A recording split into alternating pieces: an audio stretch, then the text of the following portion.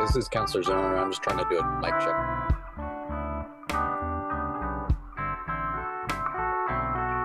Hi, Councilor. This is Christina at the Council Clerk's office. I don't think they've turned on the audio yet, but I can hear you great. Okay, that's great. I just wanted to get on early in case it got weird. Thank you. No worries. Thanks.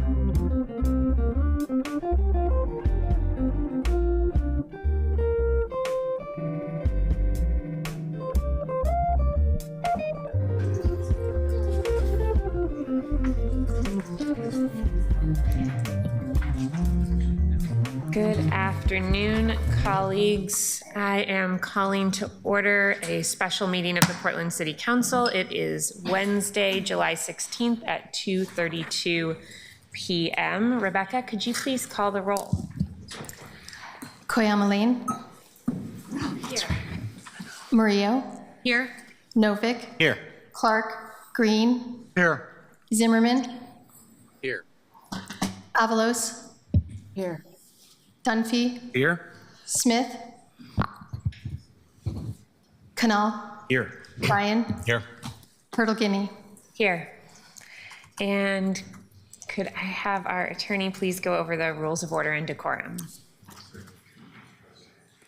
Welcome to the Portland City Council. To testify before council in person or virtually, you must sign up in advance on the council agenda at www.portland.gov/council/agenda. Information on engaging with council can be found on the council clerk's webpage. Individual may testify for 3 minutes unless the presiding officer states otherwise. Your microphone will be muted when your time is over. The presiding officer preserves order. Disruptive conduct, such as shouting, refusing to conclude your testimony when your time is up, or interrupting others' testimony or council deliberations will not be allowed. If you cause a disruption, a warning will be given. Further disruption will result in ejection from the meeting. Anyone who fails to leave once ejected is subject to arrest for trespass. Additionally, council may take a short recess and reconvene virtually. Your testimony should address the matter being considered. When testifying, state your name for the record. Your address is not necessary. If you're a lobbyist, identify the organization you represent. Virtual testifiers should unmute themselves when the council clerk calls your name. Thank you. Thank you very much. Keelan, could you please read our first agenda item? Agenda item 1, refer to the voters a 5-year local option tax levy for the November 4th, 2025 election to maintain safe parks, nature, affordable recreation through 5-year levy. Thank you very much. Colleagues, this agenda item came out of a work session, not out of a committee, so there is not a committee staff summary. This is a measure to refer a 5-year tax levy to the voters to maintain safe parks, natural spaces, and affordable recreation opportunities in our city. The current levy expires next year, and without this new levy, we'll see 50% cuts in our Parks and Recreation Department. With the new levy, we will see levy rates increase to $1.40, which will allow us to maintain the investments that we worked hard to put in the budget this year. Generally, when something comes to council, we don't have a full presentation, but because at the last work session, we talked about the levy conceptually, but not about the final details, and because this is a referral, and so it is a little bit different from our normal agenda items, we are going to have a short presentation today.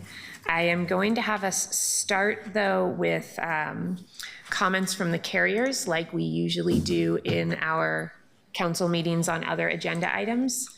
After that, I will turn it over to DCA Donna Paul and to Sonia Szymanski to give us a little bit of information about what ended up in the final levy that we'll be discussing today.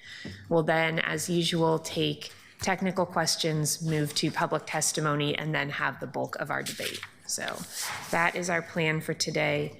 We have, I believe, 2.5 hours scheduled. I don't know that we'll need the full amount of time, and I hope that by the end of our session today, we can refer a levy to voters with strong support from this council.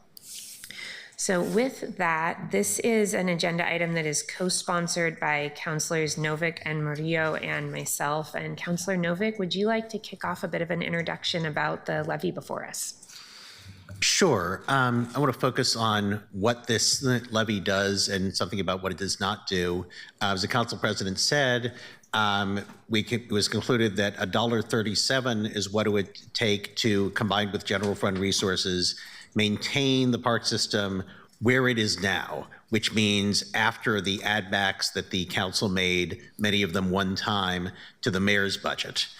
So this is a levy which will enable us to continue providing services at that level, and thus, to some extent, making up for the fact that some of the resources we used were one time.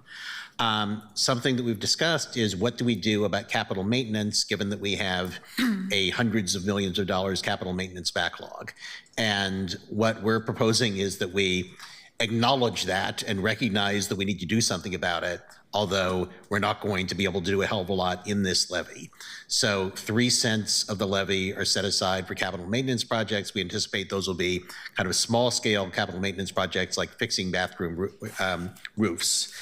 There's also a provision in the resolution that recommits the council to following a policy which was adopted in 2015, I believe, but which has not been followed in recent years.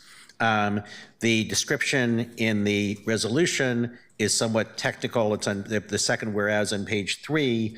A somewhat simpler way of describing it is a policy that at least 50% of any excess ending general fund balance and 50% of any one-time general fund resources available in the annual budget development process is dedicated to major maintenance or replacement of existing assets. That's all infrastructure assets, that's not just parks, that could also be transportation.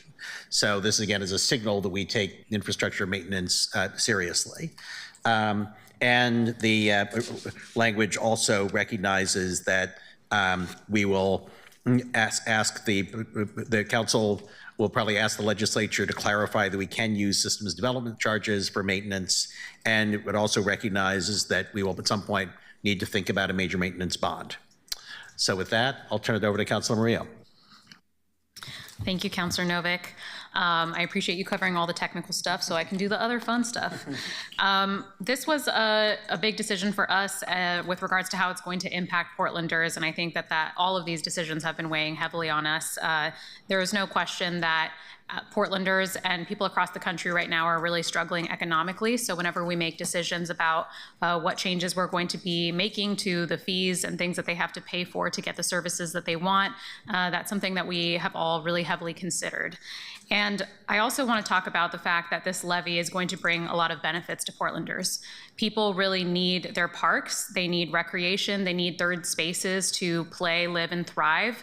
And we need to ensure that we are still using our social contract and collectively working together to ensure that working families do have those options available to them. So I want to assure Portlanders as well who are listening to this that we are going to have direct oversight over this as a council. We're going to make sure that these dollars are being spent responsibly by your city government and that we're going to be delivering the services that you care about. The new form of government, our district system, our budget listening sessions all gave us an incredible amount of feedback about which programs and services you care about. And we are going to be watching this very closely to ensure that every dollar that we receive as the public body is going to be going directly to the things that matter most to you. Our city is going to be responsible for this, and it's not just going to be private entities that are profiting off of private partnerships. It's something that is a public good that the city should be taking ownership of in partnership with our community. There's no question that we need to look up sustainable funding models in the years to come. We can't continuously rely on a parks levy to bail us out. And so we will be working as a council to ensure that that's something that we have an alternative for moving forward. And with that, I will pass it back to the council president. Thank you, Councillor. Colleagues, parks are a fundamental piece of what makes Portland a great place to live. It is a fundamental piece of what attracts families to our city. It is a fundamental piece of what helps us build community. This levy is our opportunity to continue our investments in our open spaces, our recreation programs, and our neighborhood parks. These are the places that connect our communities and provide our kids with natural areas close to home and offer hundreds of hours of classes and programs each week. This is our chance to continue funding those programs, and it's also our chance to make sure that we are talking about the way we fund those programs and the way we want our park system to operate. And what you see in the measure before you, as our colleagues have touched on, are increased accountability measures, increased clarity around what the levy should be used for, and the start of a vision for how we want our Parks and Recreation Department to operate. As we move through the conversation today, I hope that we can talk about some of those pieces because I think they are important portions of what we're doing today. Before we move into the presentation, though, I just want to very quickly thank the many people who helped bring this together. All of you have provided feedback over the course of a few months on what this measure should look like. We had stakeholders from the employees who work within our Parks Department to businesses across the city to our advocates within Friends of groups and the Parks Foundation and the Parks Alliance and many other people all around the table talking about what a levy should look like in order to truly reflect the needs of our community, the ability of our community, and the type of park system that our community would like to support. So a big thank you to all of those groups and to all of you and to all of the Portlanders who have already testified in support or with concerns about the levy before us today. It's with all of that input that we were able to bring this proposal forward. With that, I'd like to turn it over to DCA Donapal, who I believe is going to kick off a brief presentation to make sure that we all have a clear understanding of what the final proposal before us looks like. Go right ahead.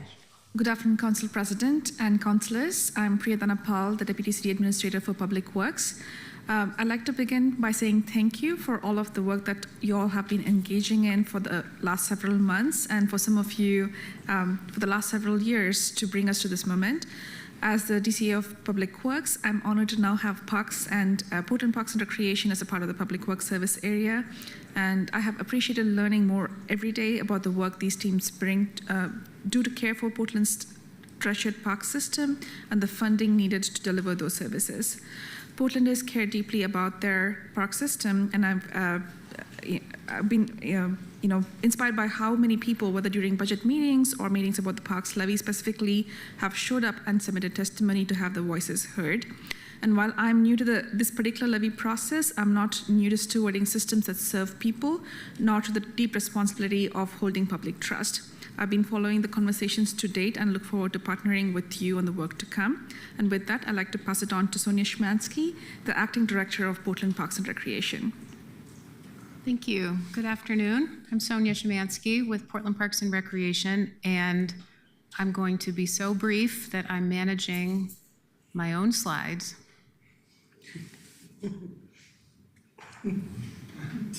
Rebecca said it's a heartbeat delay. Okay. Thank you for having us back. This hearing follows 2 council work sessions in June and a hearing of the Climate Resilience and Land Use Committee last week. The time and care that you've taken in this conversation is felt and appreciated. For the next just few minutes, I'm going to do a quick recap of where we are and how we got here, and then I know you're eager to get to community testimony. 2 national comparators to start. First, Portland Parks and Recreation is ranked number 9 in the National Trust for Public Land Review of Park Systems in the 100 most populous United States cities using the metrics you see on the slide here. We've been in and out of this top 10 for many years, and it is a point of pride for Portland. Secondly, you have rightfully pointed out the challenges of recurring 5-year levies, particularly when they're not sequenced as part of a long-term financial plan. And we are not the only park system in the country that uses this type of funding to sustain operations. Zooming into Portland and looking forward, we have learned through polling and community surveys and anecdotally every day what Portlanders value and prioritize most in their parks and recreation system. They want it to celebrate our natural environment, be safe and cared for, and be open to all. Based on those priorities and your guidance, the package before you today focuses on basic care and maintenance, environmental care and resilience, and affordability. It will fund daily cleanup and maintenance of our parks, small but high impact fixes to park amenities, and our park ranger program to keep these shared spaces healthy, safe, and welcoming. It will support tree planting and maintenance of trees in parks, keep our natural areas healthy, and reduce risk from wildfires so Portland's unique and special natural areas stay that way. And finally, it will keep the events, classes, and programs that Portlanders use and value open and available to everyone. This includes free programming like Summer Free for All and free lunch and play, ongoing now, and class discounts so that cost is not a barrier. These slides have a bit more information, but we're going to go quickly through them. And the purpose of these is to show you how we got to the rate that's before you today, because that was heavily informed by the budget process that you just concluded. It was a difficult cycle for Parks and Recreation and required cuts well beyond those taken citywide. To close the deficit, the Parks team advanced a large number of reduction packages to the city administrator.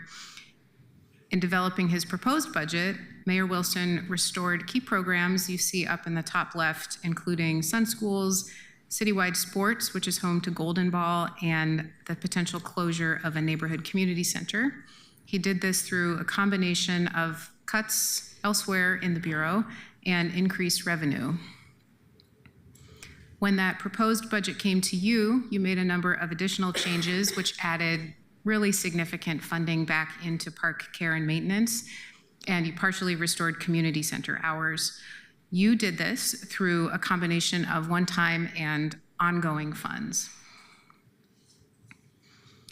So the net of all that on the personnel side is reductions of about 20 positions within the central teams that support service delivery, a few reductions to park care work, and significant reductions in the urban forestry division, although about 2/3 of those were added back on the PP&D side, so they're not lost to the city. The net of all of that on the financial side is that the rate needed to sustain current operations went down. We were talking about $1.60 for a while. We are now talking about $1.37. The levy package before you today sustains those current service levels and also includes, as you mentioned, small but meaningful investment for high-impact capital repairs like fixes to pools, bathrooms, and playgrounds. It also includes a new investment that I'll touch on in this next and final slide. I have here a summary of key city direction included in this referral action, either in the resolution, in comments elsewhere, or in the accompanying exhibits. Some of these things will be carried out by organizational leaders like us, others by you directly. Through this action, Portlanders can expect, as was mentioned, thank you, both immediate and long-term steps toward solutions for the deferred maintenance backlog at parks and citywide. Ongoing oversight with annual and regular reports, cadence to be determined, including in conversation with you, from the Bureau, from a community oversight committee, and at least once from an independent auditor that speak to the financial and performance outcomes of the investments. You'll see no impact to the Portland Children's Levy, which will be reimbursed for the compression impact of this levy. And you'll see, I hope and anticipate, a much stronger connection and support of partners and volunteers who are part of delivering this system, with the particular emphasis on revenue generating opportunities. So that's the end of this presentation. Thank you very much, Sonia. Colleagues, before we move to public testimony and then our broader debate, are there any technical questions about what is included in this final proposal that Sonia has laid out for us? Councillor Ryan. Yes, thank you, Council President. I don't have a technical question. I have a clarification. We've been in dialogue about this for the last couple of days, Sonia, and in the whereas that's at the second page, yeah, it talks about the City of Portland recognizes strengthening partnerships with the private sector, philanthropic community, volunteers, and grassroots, that area. I wanted to put a little bit of teeth into that with a friendly amendment that would add a sentence that we were talking about this morning and yesterday that would have some indicators that we'd actually measure. So if we're 2 years into it, we'd see it going from the 1% it's at now to hopefully a higher percent, and include that for earned income too, because if we go through this 5-year cycle and nothing really happens with this whereas that actually indicates that we landed that, people will be mightily disappointed, including me. And so I want to make sure that we have that type of accountability, so when we do our annual updates or whenever those are, we can actually look at that data. So my question is, like in our conversation earlier, you're good with that friendly amendment, but you want me to specifically tell you what that is? I thought for some reason when we got off the phone that you were going to magically put that in there, and so I apologize for not tracking that. No, not at all. There is a resolution that came from your office, thank you, that does put a somewhat finer point on what the work will look like, including a dedicated staff person, focus on private and philanthropic dollars. It doesn't speak to particular metric. I would welcome that direction either in the resolution or here in the legislative record, and I would consider it guidance either way. Okay, give me a minute or more than that to figure that out, colleagues, and I'll go ahead and bring that to you before we vote. But I wanted to at least indicate that to people who are going to testify, so they knew that that might be added into this, just in case. Thank you, Councillor. Does that make sense? Okay, thanks. We have your original language included in the proposal. It sounds like you have additions to that. Based on the meeting we had yesterday with some stakeholders and a dialogue, a couple of conversations this morning. I think people would just like to make sure that it's so transparent that we're tracking it and that the voters do that. So again, this isn't the 2020 levy, it's a different levy. And colleagues, I know there are a few others who have amendments that you plan on bringing forward as well. Without introducing those, why don't we open up the opportunity for people to just put on the record in, a sentence or two what you have coming so that folks who are testifying know what that is. Councillor Avalos, go right ahead. I don't have an amendment. I have a question. Okay. On the be it further resolved that starts with be it further resolved that the 3 cents for capital projects is intended to be distributed between the 4 council districts, that section. I guess I'm just trying to understand what is the intended process for this? Is this a area that could benefit from using the city's building belonging framework? And how, I guess, I don't know, is this a decision the parks director is making? How are you going to determine the equity in the distribution to each district? It just seems really prescriptive. I obviously understand the intent and also the fact that it has a section here essentially saying, let's see, city council members in each district will recommend which projects. I understand the intent. I'm worried about the application and it being equitable. So I'm curious if you can speak to that. I'm assuming that would be to Director Szymanski. And Acting Director Szymanski, I believe that the distribution of these funds would be part of the regular budgeting process, so council would have the ultimate decision-making authority here. But if you can speak to how the Bureau might bring forward a recommendation, that would be great. We have dialed in the scope of the universe of projects that would be options for this investment with the scale of the 3 cents. So that kind of fixes the overall scale that we're talking about. And it is things like playgrounds and bathrooms and somewhat smaller scale neighborhood park amenities. So the first thing we would do is gather all of those. What happens between there and a final list that you approve in the budget is something I hope we can figure out together. It would involve a lot of dialogue with you, and I would happily take your guidance about what that conversation looks like and how it's processed. You have a process right now for rating deferred maintenance needs that includes a number of factors, including things around likelihood of failure and danger and equity. Is that correct? Yes. So could we assume that the proposals you brought forward would be run through that same lens that current projects are run through? Yeah, we could definitely do that. Councillor Avalos, does that help answer your question? Not fully, but I'll follow up. Thanks. Okay. Councillor Green? Thank you, Madam President.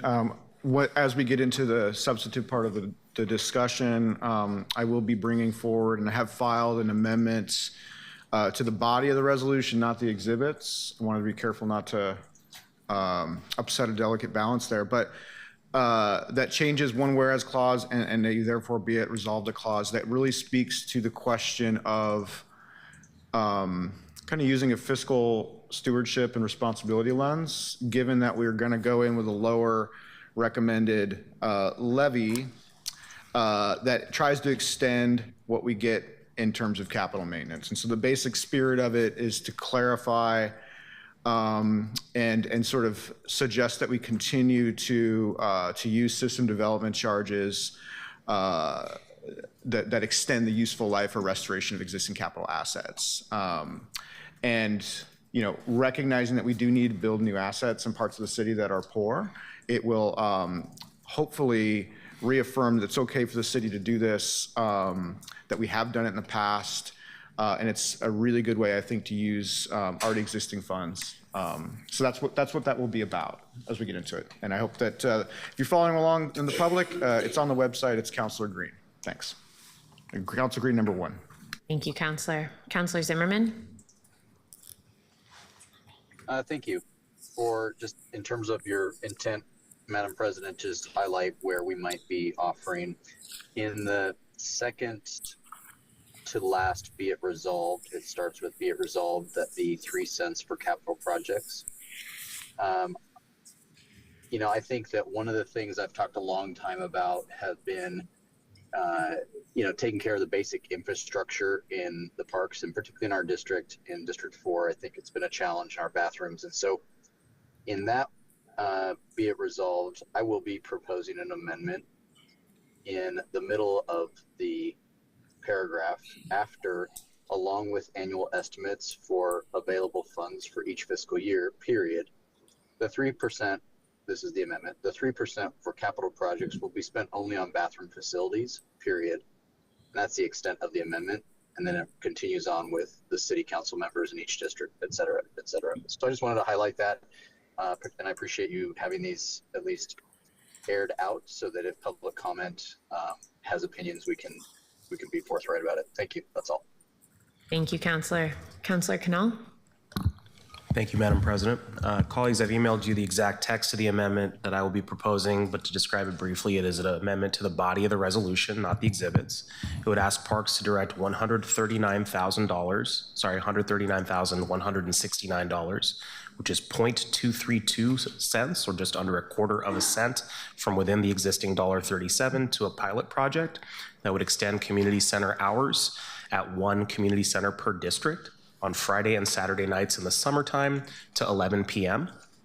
to promote access to free third spaces for all Portlanders, in particular young people, and promote student achievement, community safety, and youth development. It would be an extension of hours without programming, but I'm sure that the existing text around volunteerism and my personal pledge to donate 2 sets of dodgeballs to any community center in need would help with ensuring that there are activities for people to do. Thank you. Thank you, Councilor. Councilor Novick? Do you have a proposed amendment? I have several possible proposed amendments. One thing is, and actually the Parks Alliance brought this to my attention, there's a number of places in the resolution where there's reference to capital projects. They've recommended that we, in each case, clarify that means capital maintenance projects, but which is the intention, rather than just to perhaps imply that we're talking about big fat building new things. There's a variety of places where that appears.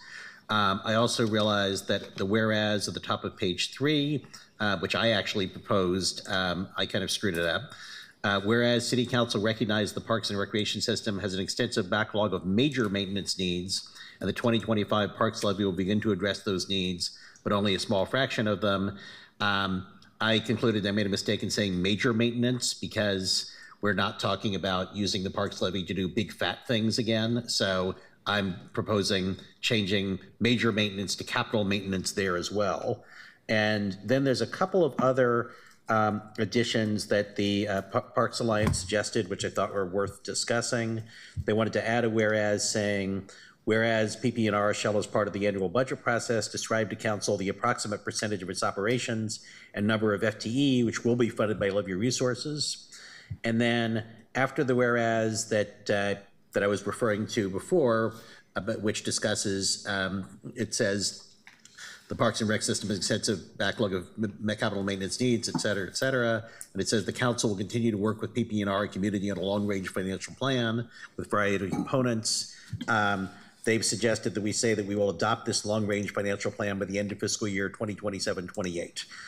So I just wanted, I just wanted to put that out there for discussion. Thank you, Councilor. Councilor Ryan? Yes, thank you, Council President. To bring some little clarity to what I mentioned earlier, I would propose adding a whereas. It's very basic. It would say this: whereas on or before December 31st, 2025, Parks leadership in collaboration with stakeholders will submit 10 key performance indicators for council's approval. These KPIs will form the Levy performance dashboard.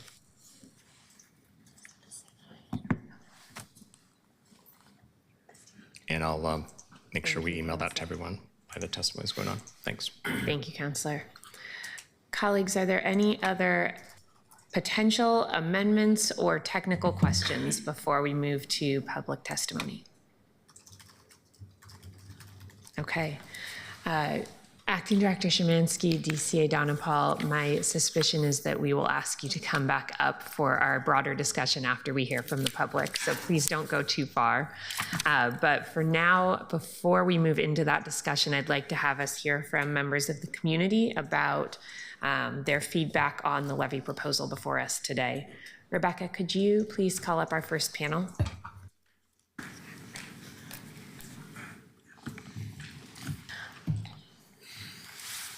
Jessica Green, Allison Berman, Sue-Ann Ho.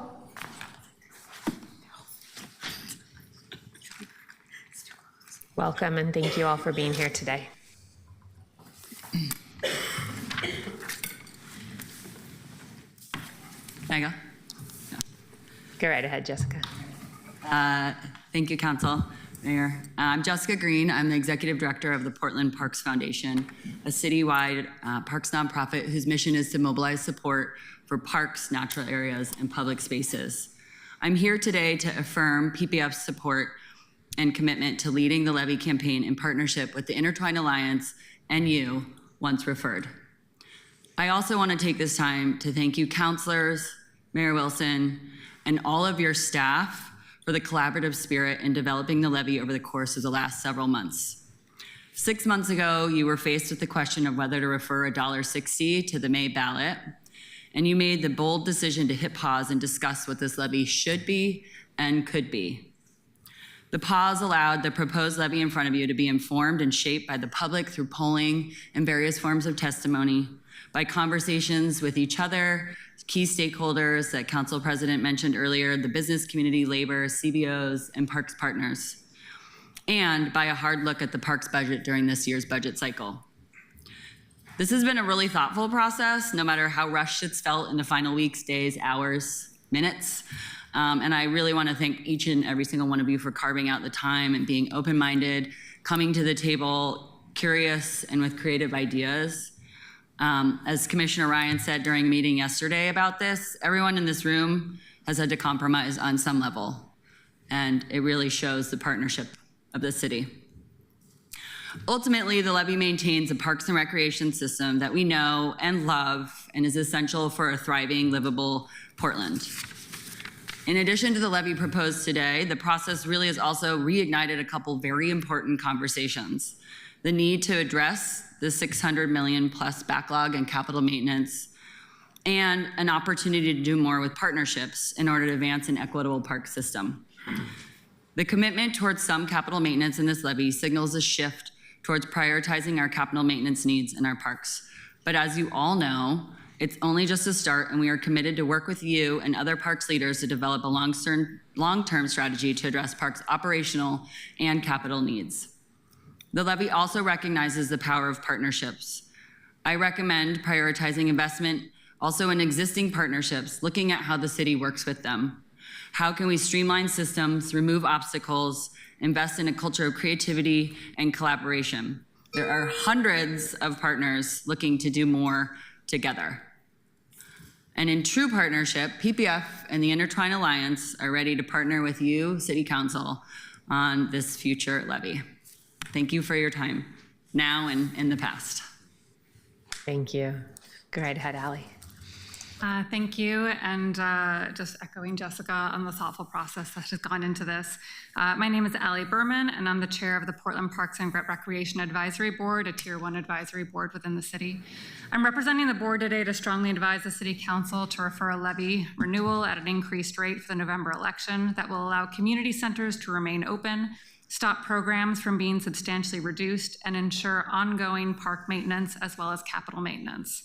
This is vital for the health of our city, especially in light of the cuts PP&R has already faced in this year's budget, projected further cuts in fiscal year 26-27, as well as the proposed pause on SDC collection. Right now, city councilors get to determine what kind of city they want Portland to be. The board believes that an extensive, vibrant, and robust park system is essential for Portlanders, that parks are one of the main reasons why Portland is so special, and that parks are a material driver for both new residents and businesses. But a great park system requires both operational funding for programming and maintenance and capital funding to preserve and expand systems. We're excited to build on the 2020 levy, which was very successful in fulfilling what was promised, delivering recreation programs, removing fiscal barriers to parks programs, prioritizing services for communities of color and households experiencing poverty, and planting and maintaining trees. The 2020 levy allowed the park system to be more robust and more equitable than before. The board asks council to refer a levy renewal to ensure the kind of park system that would be best for Portland and their constituents. The board also asks council to not underestimate the popular support for parks and parks programming. This support has been seen in polling and, more importantly, to the recent response to the budget. Thank you for your consideration and all of your work on behalf of parks. The board is committed to working alongside you, Portland Parks and Recreation staff, and the broader community to ensure a vibrant, equitable, and sustainable future for our park system. Thank you. Right ahead. Good afternoon, everyone. I am Swen Ho. Today, I am speaking to you not as a board member of the Portland Parks and Rec Advisory Board, but as a Portland citizen, asking you to refer the parks levy at a higher rate to care for and maintain our park system. I want to share a beautiful evening experience with you. At 6 p.m. this past Sunday, when the temperature finally dropped to 90 degrees at Ventura Park, myself and 700 other Portlanders cheered as the Summer Free for All concert began. Portland Taiko filled the stage with their big Japanese drums. The invigorating drum beats inspired so many little kids to dance and wave their colorful streamers. Such pure joy at our shared backyard. The magic of the 2 hour of applause-filled performance did not just randomly pop up. It took Portland Parks staff months of planning and coordinating volunteers, cleaning and maintaining the park ahead of a scorching hot day. Multiply this effort by all the other parks events this summer, by the quick run to the restroom between laps up and down the playground slide, by the long hikes on your favorite trail, and by all the other year-round, reliable, well-loved indoor programming in community centers that are clean and cared for by park staff. None of this would exist at this scale or be functional without Parks Levy. With the Parks Levy, this work is done daily, oftentimes behind the scenes, so that we, as park users, can enjoy our beautiful parks and recreation spaces and programs. This park levy is an essential piece of Portland's next 5 years and beyond. It maintains the services and programs that are critical to community and the health of our city. I sincerely hope that you will decide on a levy amount that maximizes children and adults being inspired by our wonderful parks, programs, and facilities for years to come. Thank you. Thank you very much. Next, we have Elizabeth. Sorry about that. Elizabeth Milner, Karen Chi-Ray, and John Isaacs. Elizabeth is online. You can go ahead, Elizabeth. Hi there. Good afternoon, councilors. My name is Elizabeth Milner, and I'm the Development and Engagement Director with Solid Community House. Apologies if it's loud. We're full of summer camp today. Thank you so much for the opportunity to give testimony again regarding the Parks Levy, and thank you so much for the careful time, consideration, and thought you have obviously all put into this process. Now that you've settled on a dollar amount for the levy, Portland really needs to know what the specific vision is for how those dollars will be spent. What will this levy mean for people in their daily lives? At the last council session, one of the slides presented measured the health of PPR by comparing the number of full-time staff to other cities' park bureaus. By that metric, Portland is in the middle of the pack compared to other comparable cities. But how well does that metric really measure what's happening in Portland?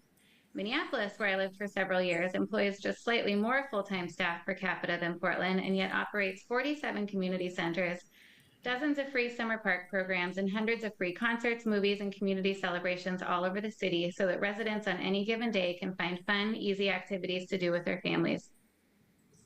Portland, meanwhile, operates 22 free lunch and play programs from 10 a.m. to 2 p.m. and a smattering of concerts and movies that for most of us require advanced planning and transportation in order to enjoy.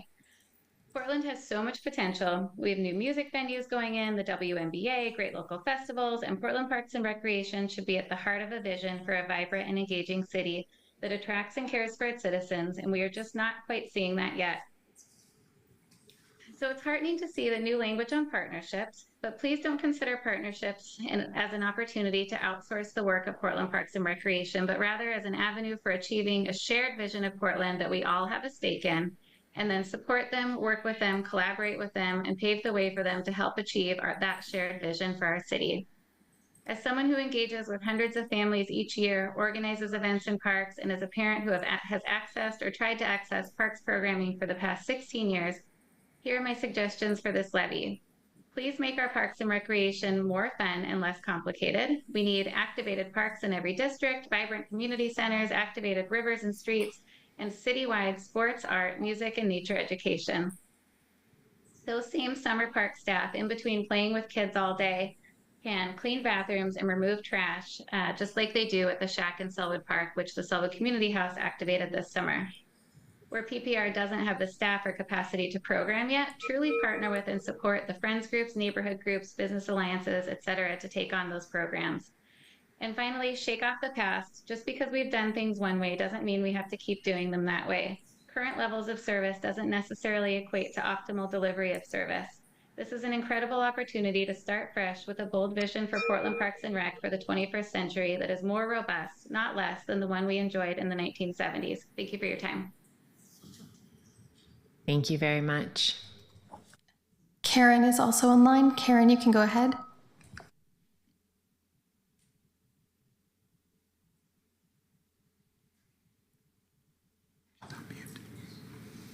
I believe you're muted.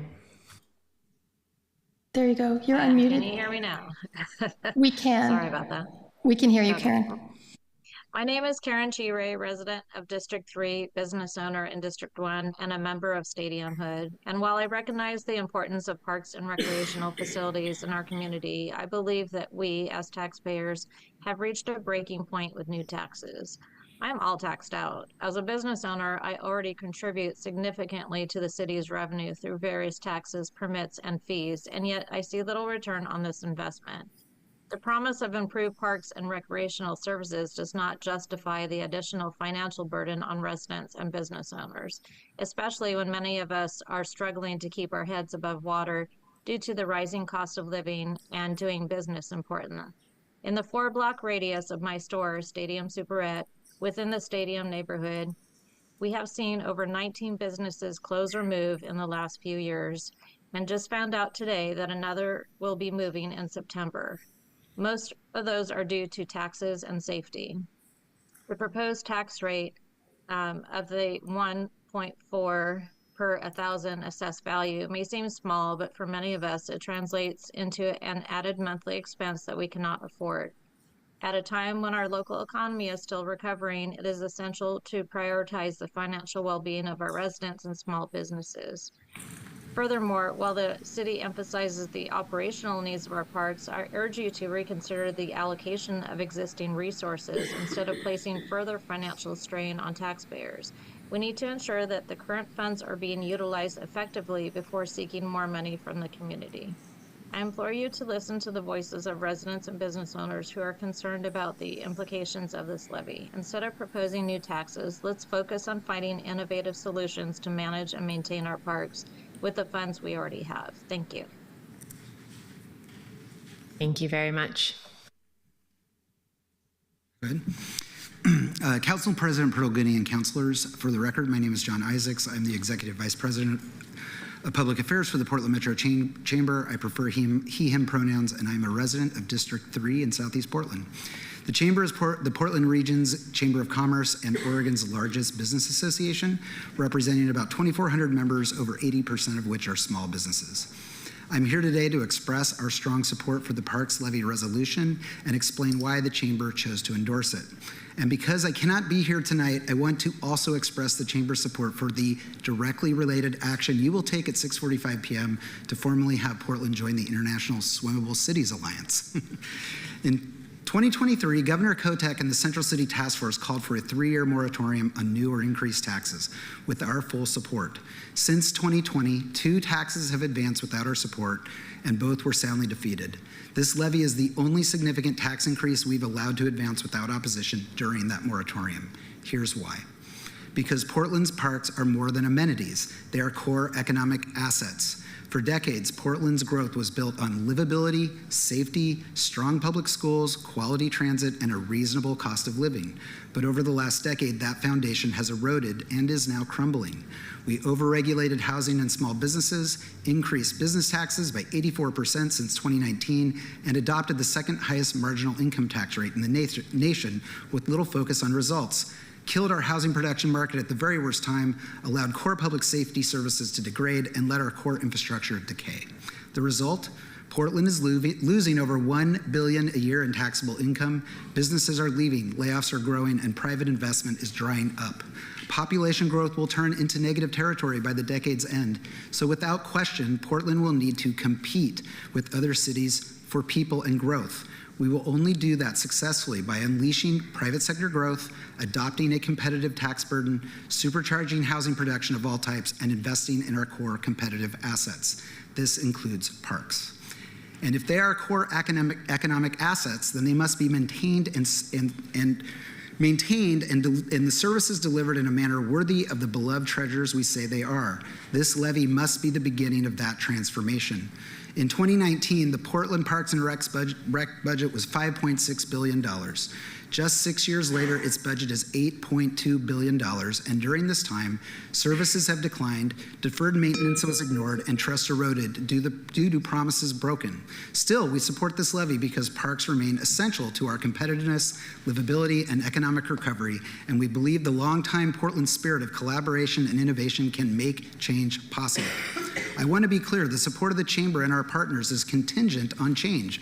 We expect accountability, fiscal discipline, and adoption of national best practices, like an expansion of public-private partnerships to drive increased economic and cultural vitality, development of more diverse revenue streams, and performance-based budgeting.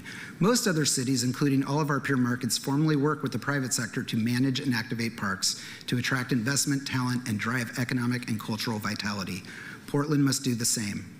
Next year, when you have to consider more cuts to the Parks General Fund, the Chamber and our partners will hold the city accountable to ensure levy. Thank you, John. I'm sorry.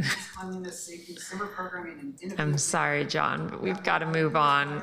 Bringing a levy from the general fund, which we feel is possible. Thank you. Thank you. Brian Owendoff, Mary Rubel, Rob Martineau.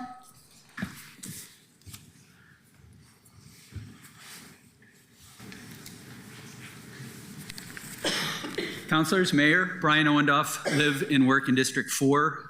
Parks matter. Since moving here 17 years ago, I've been a strong supporter of parks, both through treasure and time. The treasure includes over $25 million in parks SDC fees generated through 7 mixed-use towers I've had the pleasure of working on. I've also spent significant time volunteering on the South Park blocks, Cooch Park, and the soon-to-open Darcel 15 Park in the West End. The proposed increase at the park levies from 80 cents to $1.40 per thousand of assessed value is a sharp jump that warrants careful scrutiny, especially when the Bureau still faces a $600 million maintenance backlog. This proposal does not meaningfully address the backlog. Instead, it sustains the current operations that many residents believe have been poorly managed. The recent dismissal of the Parks Director, paired with an ongoing city review, raises serious questions. If the audit uncovers fiscal mismanagement, it would only deepen public concerns about how the tax dollars are being spent. It is essential that the Parks audit be released before tax-related measure is placed before the voters. To withhold it until after the election would be a serious breach of transparency and could reasonably be seen as an attempt to obscure facts that would inform voters' decisions. With housing affordability at a breaking point, year-over-year increases in property taxes, often overlapping with duplicative services, places a growing burden on Portlanders. We are a generous community. We value public spaces, but many of us are at our financial breaking point. Here are 3 things I ask you to consider. 1, a moratorium on new tax measures until audits are complete and publicly released. 2, a requirement for clear performance metrics and cost controls tied to any future levy. 3, a mandate that capital backlog plans be fully scoped, costed, with a GMP if possible, and scheduled before seeking additional funding. Well-run, fiscally responsible parks matter. Thank you. Thank you very much. Good afternoon. I'm Mary Rubel, District 4.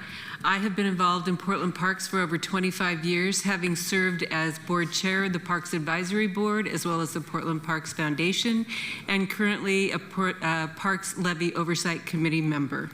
I'm speaking as an individual, not as a representative of these groups. I encourage City Council to refer this Parks Levy to the November ballot. While I am no fan of additional taxes in Portland and agree with our previous speaker, I do support this levy at $1.40 because I believe in our park system and its importance to the city.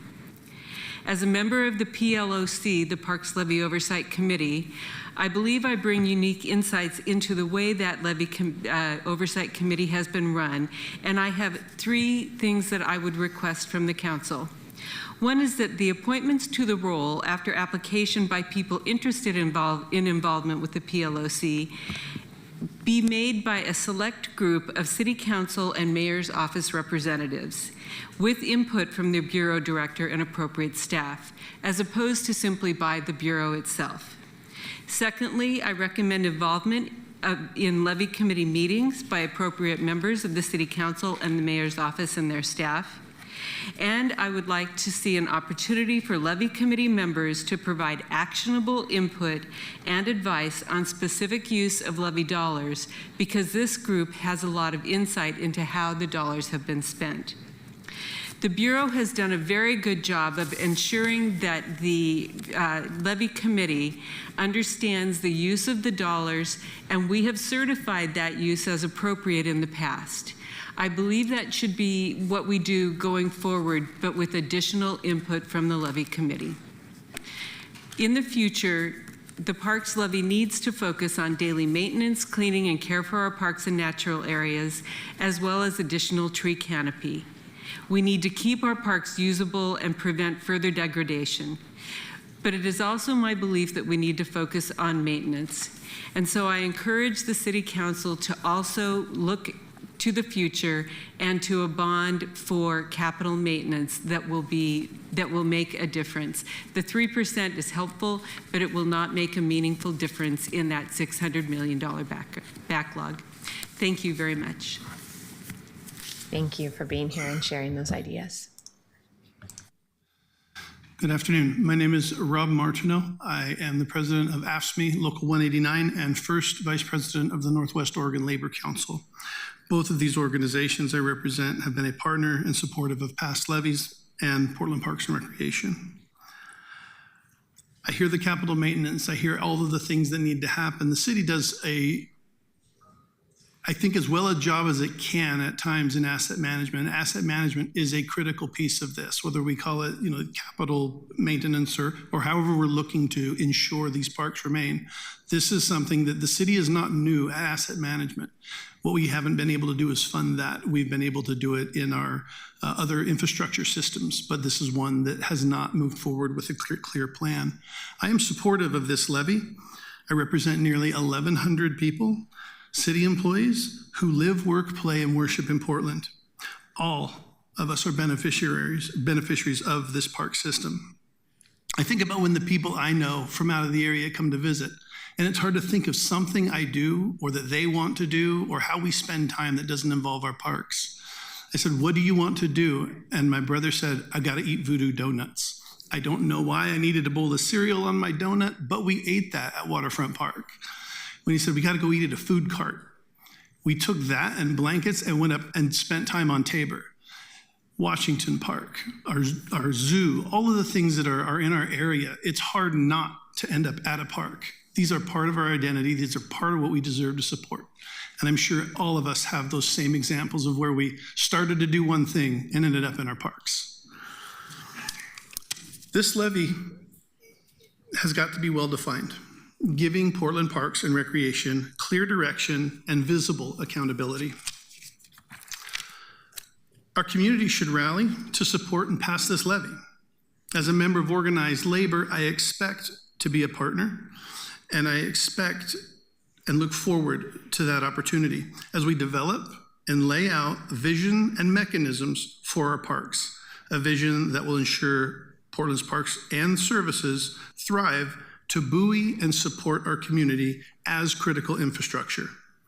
This levy is not going to fix everything, that's very, very clear, but this levy is a bridge to the future where we fund the park system we want and deserve. As Portlanders, we owe you, our new form of government, an opportunity to raise up our parks rather than oversee their decline and loss.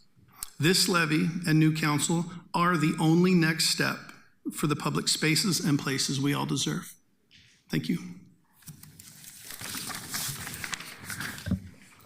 Sandeep Divakar, Micah Mescal, Ryan Sotomayor.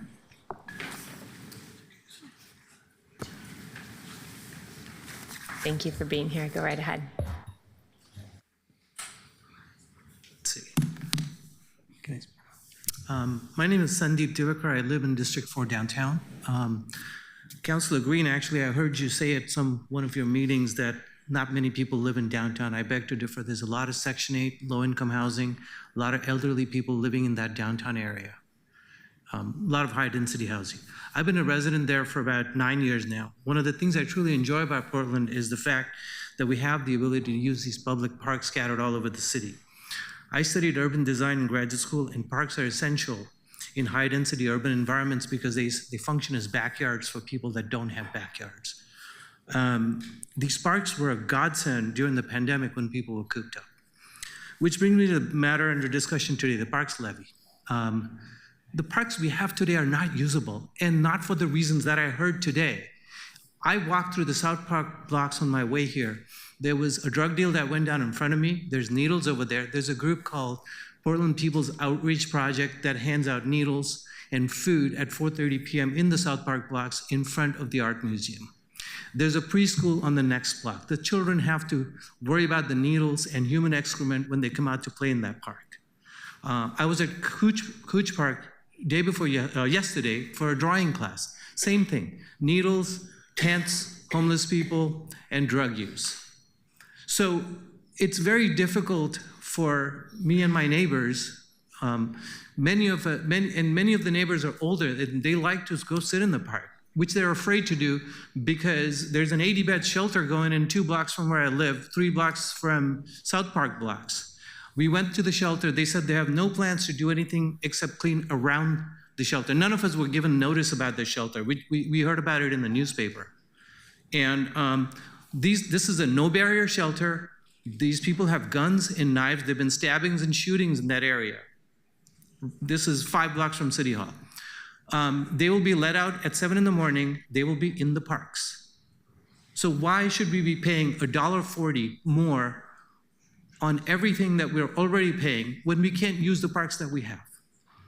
So I urge you as a city council to please do your jobs and make this city livable. Thank you. Thank you very much. Micah, you can go ahead. Okay, thank you. Thank you, Council President and the rest of the City Council. My name is Micah Mescal. I'm the Urban Conservation Director at Bird Alliance of Oregon, a local nonprofit whose mission is to inspire all people to love and protect birds, wildlife, and the natural environment upon which life depends. Building and maintaining the regional system of parks, trails, and natural areas has been at the core of our urban conservation efforts for decades. Our goal is to ensure that every person in the region has access to nature within walking distance of their home. To that end, Bird Alliance of Oregon has focused a significant portion of its efforts on ensuring that there's adequate funding for parks, trails, natural areas, and the maintenance of those. I'm representing the organization and our over 10,000 plus local members and urging you to refer the Parks Levy renewal to the ballot in November at an increased rate of $1.40. This isn't enough, especially to meet the maintenance backlog that the system is hampered by, but it is better than the status quo rate and will allow for you all to take iterative steps towards reducing the backlog while working collaboratively with partners, including community organizations, towards securing a more sustainable funding pathway for Portland Parks via a future bond measure or other strategies.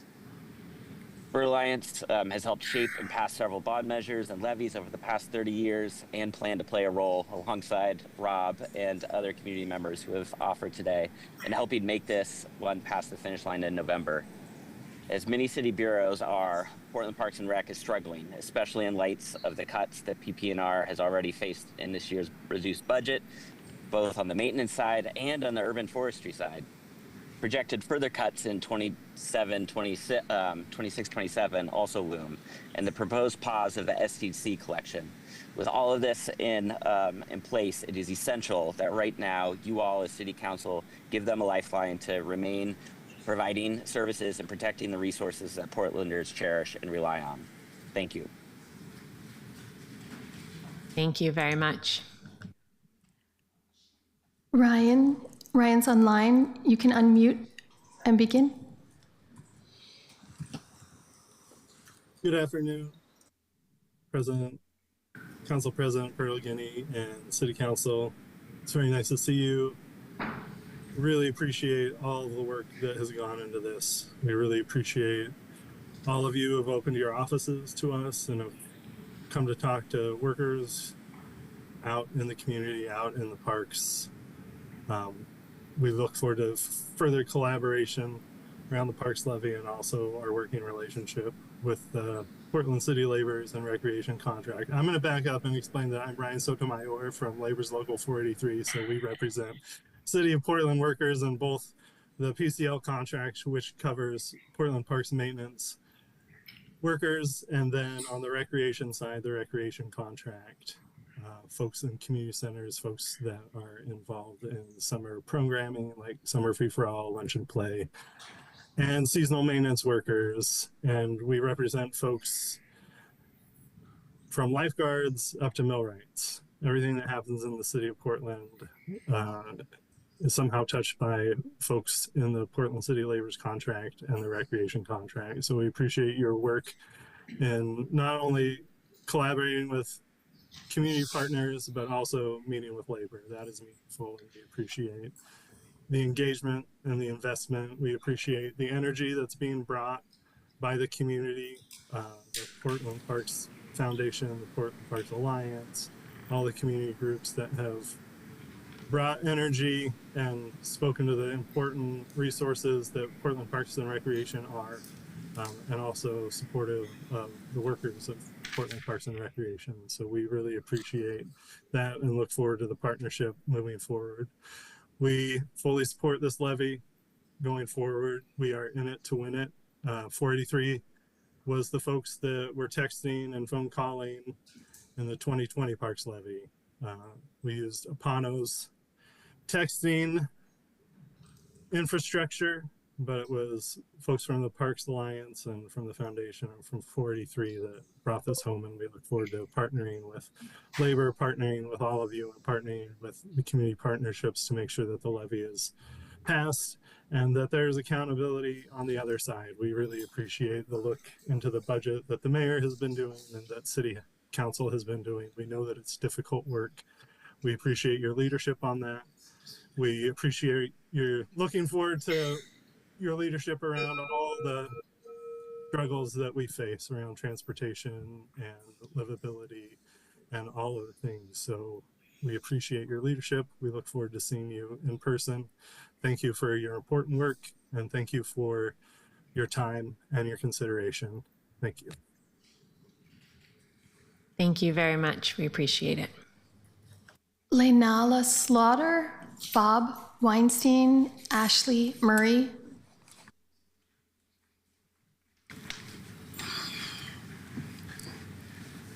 Hi, I'm Lena Ala Slaughter. I did not think I was going to go right after Ryan Sotomayor. I am the union rep for Unit 43. I live in District 2. I'm here to also state my support for the levy. We appreciate City Council, the mayor, for working on this. I know it's been hard and you haven't been in your position for that long. I will say I am very supportive of continuing programs, which I've been a fitness instructor from a rec lead, and I worked at Grant Park during the summer doing fitness, teaching hula classes, and this levy will help our teens, our youth who are employed for summer camps, for these summer programs. And if the levy doesn't pass, I'm not sure if we could continue those programs. So thank you so much. I look forward to working with you in the future. Thank you very much. Am I next? Okay. Council members and mayor, my name is Bob Weinstein. I speak today on behalf of the concerned citizens. We urge you to revise the proposed parks levy before referring it to the voters. As written, the ballot title risks misleading the public in several key ways. First, the ballot title blurs the critical distinction between routine maintenance within operations and major capital maintenance. The language implies that this levy will help address the city's staggering $600 million major maintenance backlog, but the actual portion going to major capital maintenance is minimal, and nowhere is that made clear. Why not specify the initial major capital maintenance allocation, $2 million, so voters understand what they're truly being asked to approve? Second, the language maintains excessive discretion for parks leadership. This vagueness enables the same mismanagement and imbalanced spending between overall operations and major capital maintenance that created our current crisis. We do not need more blank checks. Third, the ballot title masks the true cost impact. Nowhere does the ballot language acknowledge that this is a 75% parks levy tax increase from 80 cents to $1.40 per $1,000 in assessed value. Voters deserve transparency. This should be stated plainly on the ballot. The measure states also it may increase taxes by more than 3%, without explaining that 3% is the constitutional cap on assessed value growth, making this sound routine when it's actually an override exception. Fourth, the timing is particularly concerning. Affordability in Portland is facing death by 1,000 cuts, with recent huge utility hikes, large increases in parking, rideshare, and other fees, and now a major tax increase in this levy. This comes as we await an audit of the Parks Bureau and following the recent departure of the Parks Director. We recommend two changes. First, significantly increase the share going to major capital maintenance. 3 cents out of $1.40 generates about $2 billion, not enough to make a dent in a $600 million backlog. Second, revise the ballot title to clearly state this is a 75% tax increase. We also request that Parks and Recreation audit be released prior to the election. The current proposal asks for trust for a bureau that has demonstrated poor fiscal stewardship. Without transparency and accountability measures, this levy will perpetuate the same problems that created our parks crisis. We urge you to be honest with voters. Voters can make informed choices only when they're given the full picture. Thank you very much. Thank you very much. Ashley's online. Ashley, you can unmute. Hi, council members. My name is Ashley Murray, Executive Director of Solid Community House and District 4 resident. I want to say thank you for how much time, coordination, and effort has gone into bringing this levy forward. It's been complex and a demanding process, and your dedication truly matters. That said, as we look toward November, I'm asking us to make a shift beyond spreadsheets. Over the last 6 months, I've had dozens of conversations with Park and Rec leaders, Park Foundation staff, campaign strategists, volunteers, nonprofit partners, and many of you. In every single one of these conversations, I've asked the same simple question: who is shaping the vision for Portland Parks and Recreation? Every single time, the answer is the same. It's a really good question. That's not an acceptable answer anymore. Portland does not currently have a public unifying vision for its park and recreation system, and this isn't just my observation, it's widespread. No one can clearly articulate where we're headed or what kind of future we're building together. We cannot move forward, not effectively, not meaningfully, without a shared vision and a visionary to lead it. We are not in a vacuum. Voters, partners, and staff feel the same uncertainty. Where are we going? What are we working towards? What does the future of Portland Parks and Recreation look like? Right now, we're asking Portlanders to support another tax increase without offering a compelling, inspiring vision in return. Maintaining current service levels is indeed necessary, but it is not inspiring. People are hungry for purpose, they're eager to be part of something bigger, and they deserve more than operational upkeep. They deserve leadership that shows where we are and being bold enough to lead towards something better. The 1.0 FTE for partnership included in this levy is a start, but without a shared vision, what is that position building towards? Is it approving paperwork, or is it creating strategic, collaborative relationships rooted in values like equity, belonging, and joy? Partners stepping in to meet the community needs should be seen as co-builders, co-authors, not just as applicants that require intention, investment, and alignment. We need someone who doesn't just say, yes, your program is approved. We need someone who can say, this partnership reflects our values, it meets a critical need, it brings our vision to life, and we're doing it together. So I'd like to say it again, Portland currently does not have a vision for its park and recreation system. That's a leadership gap, and we are asking clearly and urgently for council and parks leadership to make the creation of a shared, bold public vision a top priority over these coming months. We cannot keep answering the most important question, who is leading the vision of Portland Park and Recreation with, that's a good question. We must start saying, here's where we're going, come with us. Thank you. Thank you very much. Jim Shulin.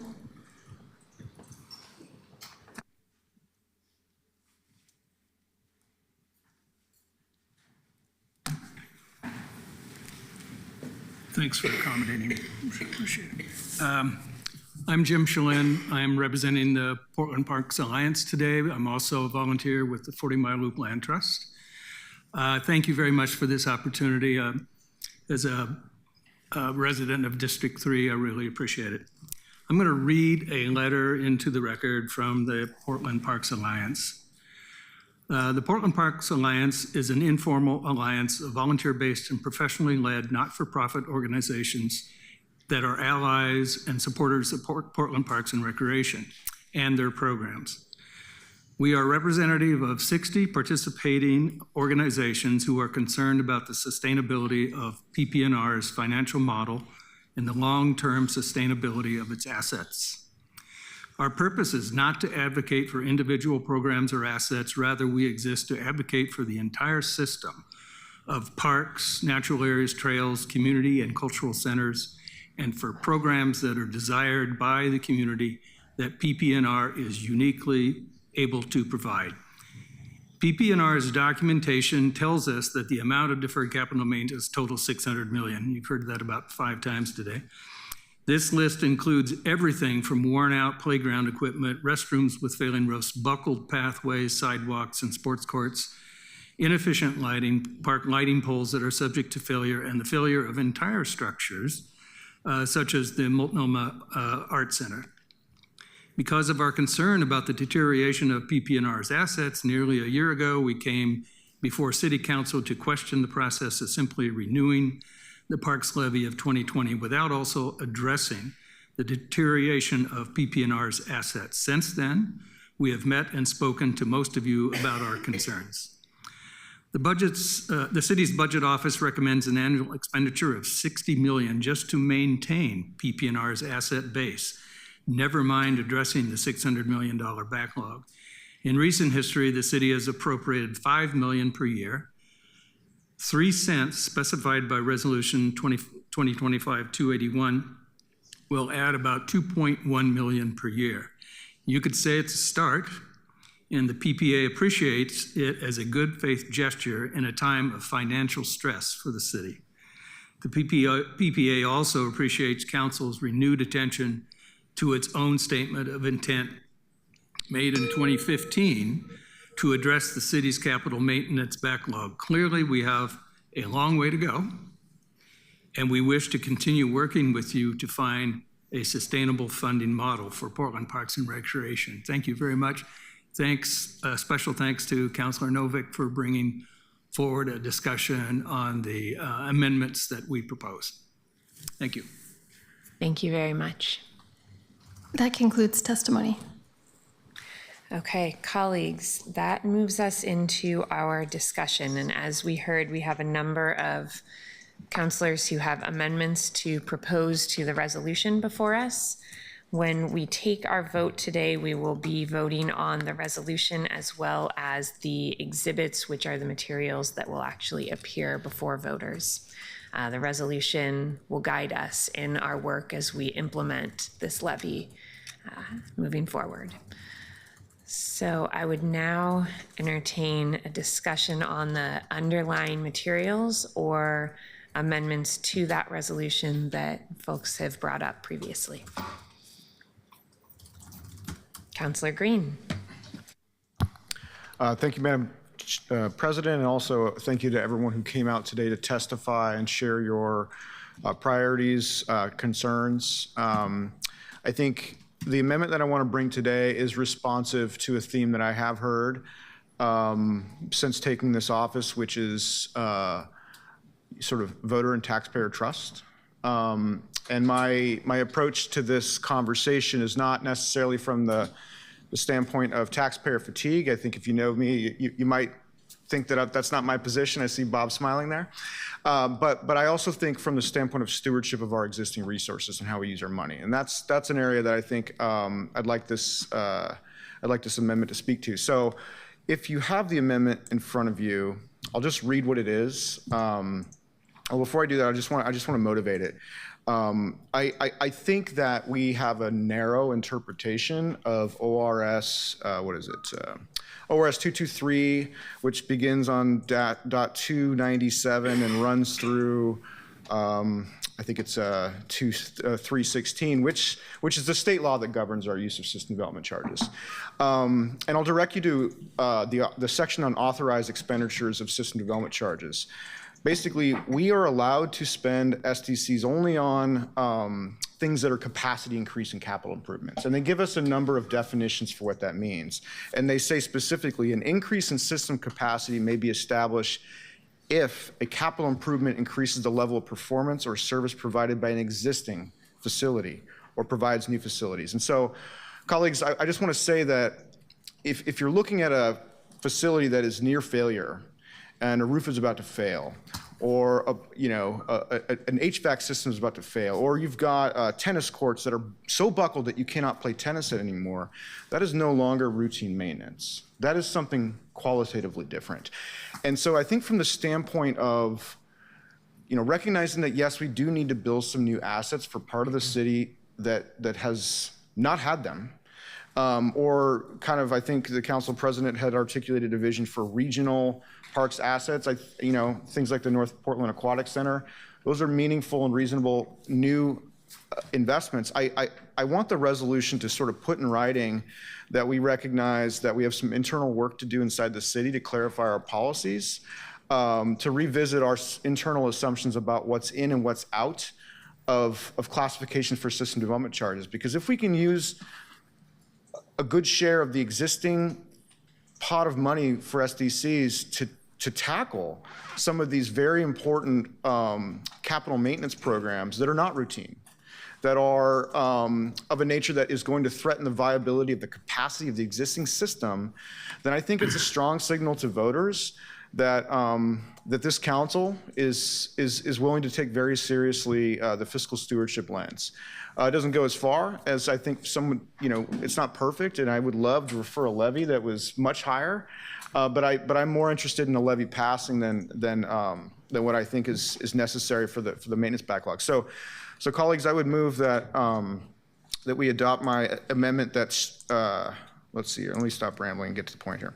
All right. So there's a whereas clause that speaks to the backlog, and it says, Whereas City Council recognizes the Parks and Recreation system has an extensive backlog of major maintenance needs, and the 2025 Parks Levy will begin to address these needs, but will only be able to address a small fraction of these needs. The council will continue to work with PP&R and community on a long-range financial plan.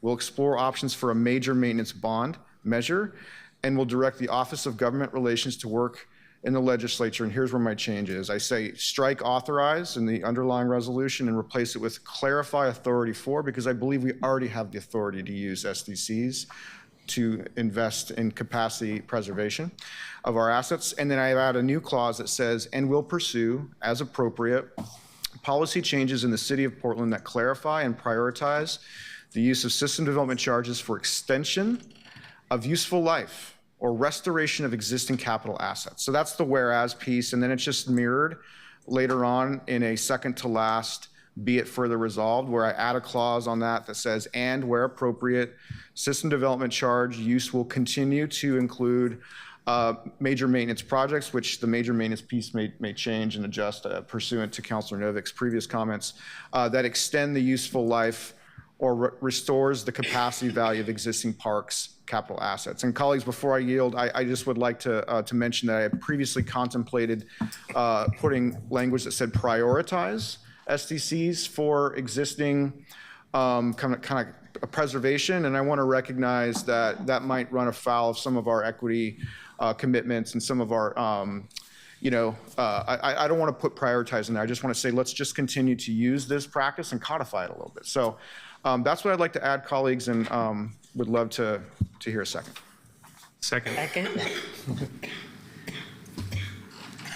Colleagues, we have a motion and a second. I believe Councilor Dunphy, was that you first? I think 4 of us might have said it at the same time on the table, and clearly a fair amount of support here. Is there any discussion? Seeing none. Councilor Novik? Councilor Novik, go right ahead. I just want to raise, I'm a little worried about confusion, because I think that there's a general impression that you can't use SDCs for maintenance, even if in fact we have used them to some extent. And we're talking about going to the legislature, but we're also saying we're going to continue to use them. So I just want to know, Councilor Green, how do you think that we should manage any confusion that arises from this, adding this to the conversation? I think it's a great question. I think part of why, I think we tackle that by updating our codes and our policies that specify how we use them. And we need to, as we consider Councilor Clark's asset management lens going forward, we need to incorporate, and maybe some of the KPI discussion that Councilor Ryan wants to contemplate. We need to provide a qualitative distinction on what we mean between capacity preserving and increasing, and how this fits in the capital improvement plan lens. And so it may be the case that the legislature doesn't need to do anything, but I still think we got ourselves into this mess because the language in ORS 223 would benefit from some like maybe an example of how an investment might be capital improvement by just fixing up an existing thing. And this is always a hard question to ask without also asking for privileged information, but have you run this by the city attorney's office? Yeah, my staff has had conversations with the city attorney. I forget the gentleman's last name, but he does not support this interpretation. And I'm not convinced. I can read the law here, and I do have a background in cost accounting, and I think it's fairly straightforward to say, look, you can capitalize a project, you can capitalize a roof, it threatens the viability of an existing asset. So the resolution just asks us to do some internal work on our policy work, so there's still an opportunity for us to discuss what that policy change in relation with the city attorney and have a broader discussion. So I am comfortable with that tension with the city attorney's office. I recognize others may not be. I think that a little, Phil, probably okay with pursue as appropriate policy changes in the city of Portland that clarify, and you said you're removing the word prioritize, which is what I had, the use of SDCs for extension of useful life. So maybe as appropriate is like enough of a savings word that I'm not as worried about it. But then where you say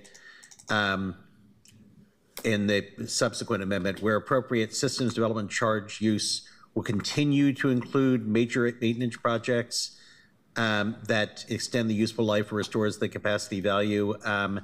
I know you're saying that, or there are examples that we have done that, but I think that I just feel more comfortable saying include rather than continue to include. May I offer a potential a compromise here that I think gets to your concern? Maybe if we strike major maintenance project, which I already don't think belongs there, what if we just replace that with capacity improvement projects? Because those are the ones that can go into our capital improvement plan, and those are the ones that are already in our 2016 SDC plan that are otherwise non-routine maintenance. So where, let's see, actually, I'm not sure I'm looking at the same thing. What I've got looking at now says where appropriate, SDC use will continue to include major maintenance projects that extend the useful life or restore the capacity value of existing. So how would it read? I would say instead of include major maintenance projects, it would say include capacity improving projects that extend the useful life. That's very closely connected to the 223 language in ORS, and it's also how it is described in our own SDC capital improvement plan for 2016. Is that okay? Yes, thank you. Do we have that? Are we following that friendly amendment? Can you say that one more time? Yeah, so in a green amendment number 1, what I'm getting from Councilor Novick is to replace in the penultimate, be it further resolved, in the last clause, replace major maintenance projects with capacity improvement projects. Councilor Dunphy is the seconder. Are you okay with that change? Okay. Rebecca, do you have that? Or do you need us to send it in writing? Okay. You have it? Great. Okay. Colleagues, we have a slightly tweaked amendment before us now. Councilor Ryan, go right ahead. Yes, to the amendment. And I want to say thank you to Councilor Green. I had a 2-year experience where I was pursuing and all I heard was no. So the legal said no, and then it was never a legislative priority. And so I think we need to do this action to get to the bottom of this. And I think the language changes that you and Councilor Novak ironed out were superb. Thank you. Thank you, Councilor. Colleagues, is there any other discussion to the amendment? And I'll note, this is our first council meeting since the break, and I did say that after the break, I was going to hold us to the policy and Robert's Rules of Order to not speak at length with our votes. So if folks have comments on this vote, now is the time to make those. Okay, seeing no one else in the queue, Rebecca, can you please call the roll? Koyama Lane. Aye. Murillo. Aye. Novick. Aye. Green. Aye. Zimmerman. Aye. Avalos. Aye. Dunphy. Aye. Smith. Aye. Canal.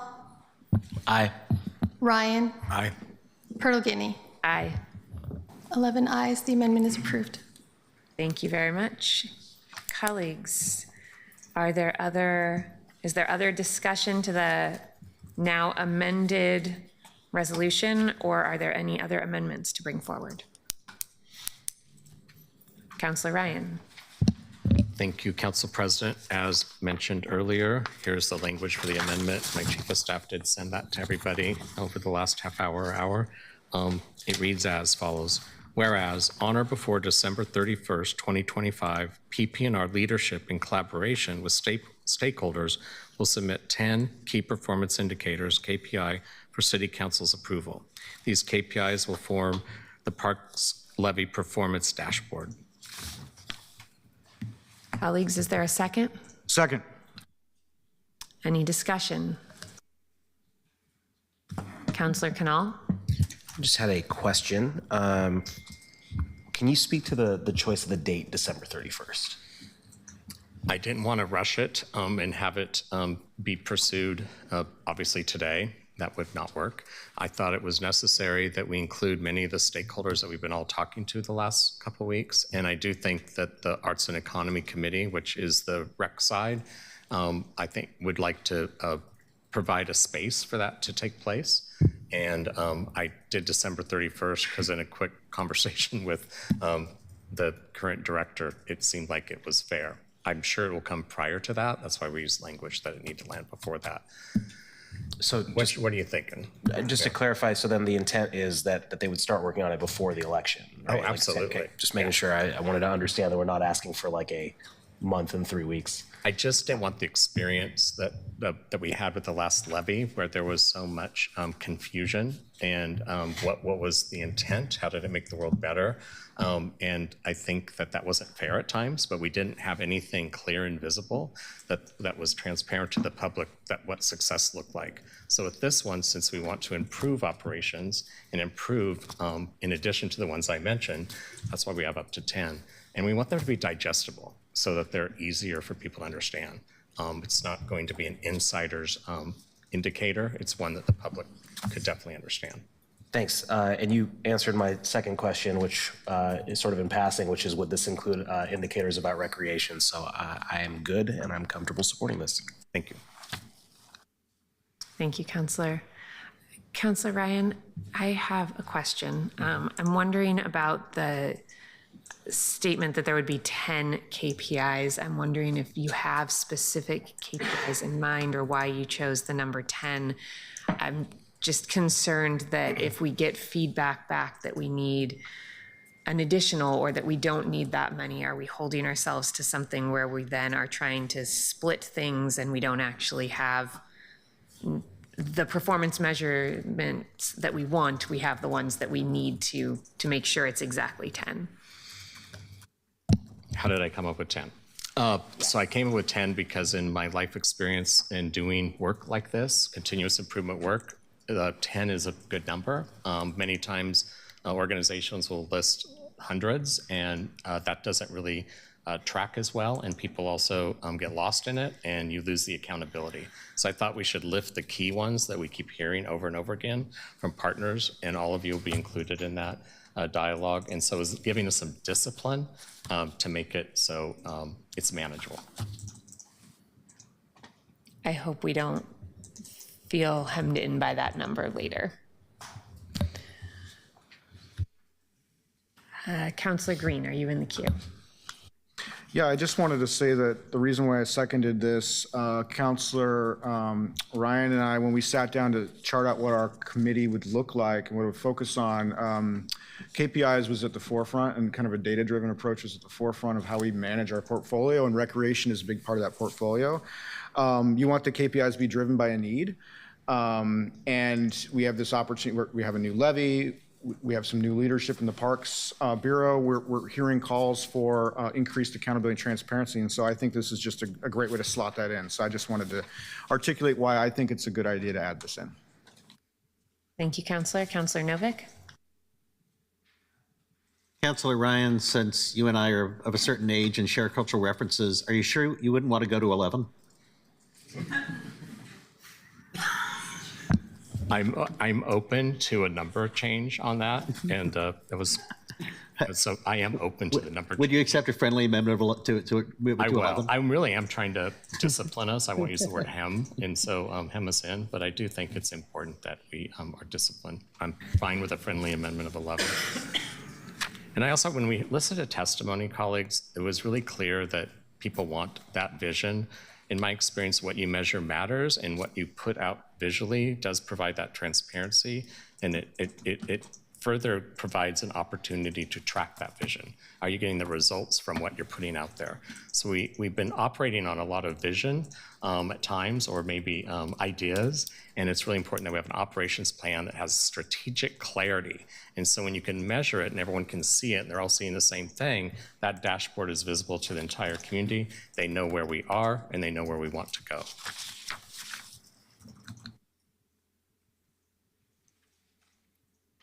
Councillor Murillo?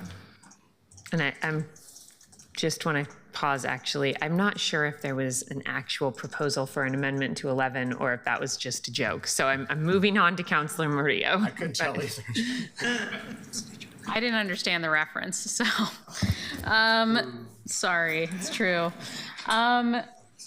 I feel like I had the same question as Council President Pergolini around the number of 10 key performance indicators, and I know that you answered it, but I'm not quite sure I understood specifically what we're looking for.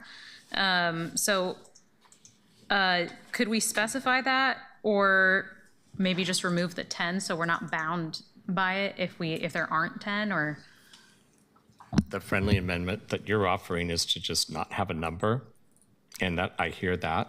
Or to hear specifics from you about what it would be covering.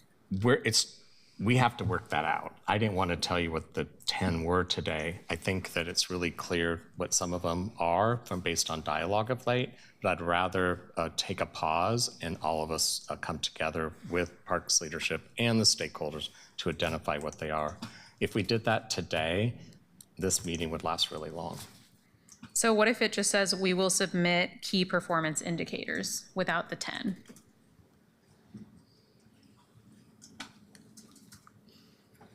I can accept that friendly amendment.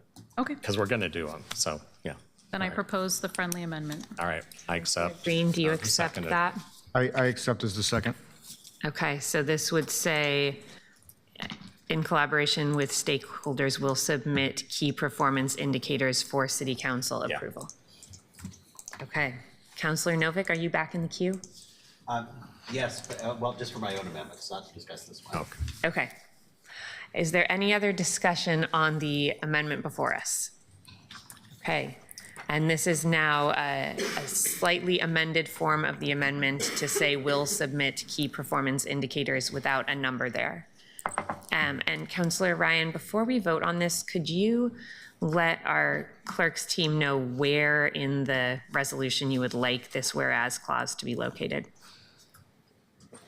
We placed it on page 2, and now it's the third from the bottom. So it's after the one that talks about the annual reports. Okay, so in between, whereas PPR will produce annual reports on how levy funds are being spent, and whereas a community member oversight committee will review? Yeah. Okay. Rebecca, do you see that? It was in the email that was mailed out about an hour ago. Perfect. Okay, thank you. Rebecca, can you please call the roll? Koyamaline.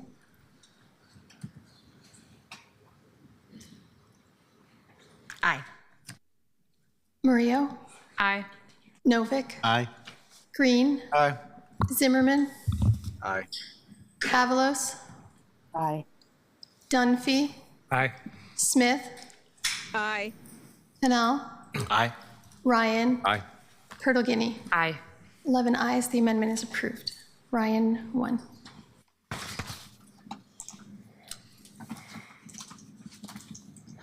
Councilor Novick. Thank you, Madam President. There's a whole bunch of really tiny things here, and I'm going to mix in the slightly more substantive proposals from the Parks Alliance with the simple word changes. If anybody wants me to divide those up, then I'd be happy to do that. So the first word change is, whereas the proposed 140 levy would include 137 for park and recreation options and 03 for, now it says capital projects, add the words maintenance, capital maintenance projects. Then 2 whereas is below, the 03 rate for capital projects, again, make it capital maintenance projects. Let's see, this is a more substantive addition to the whereas. After the whereas that says PP&R will produce annual reports about how levy funds are being spent, including performance metrics, et cetera.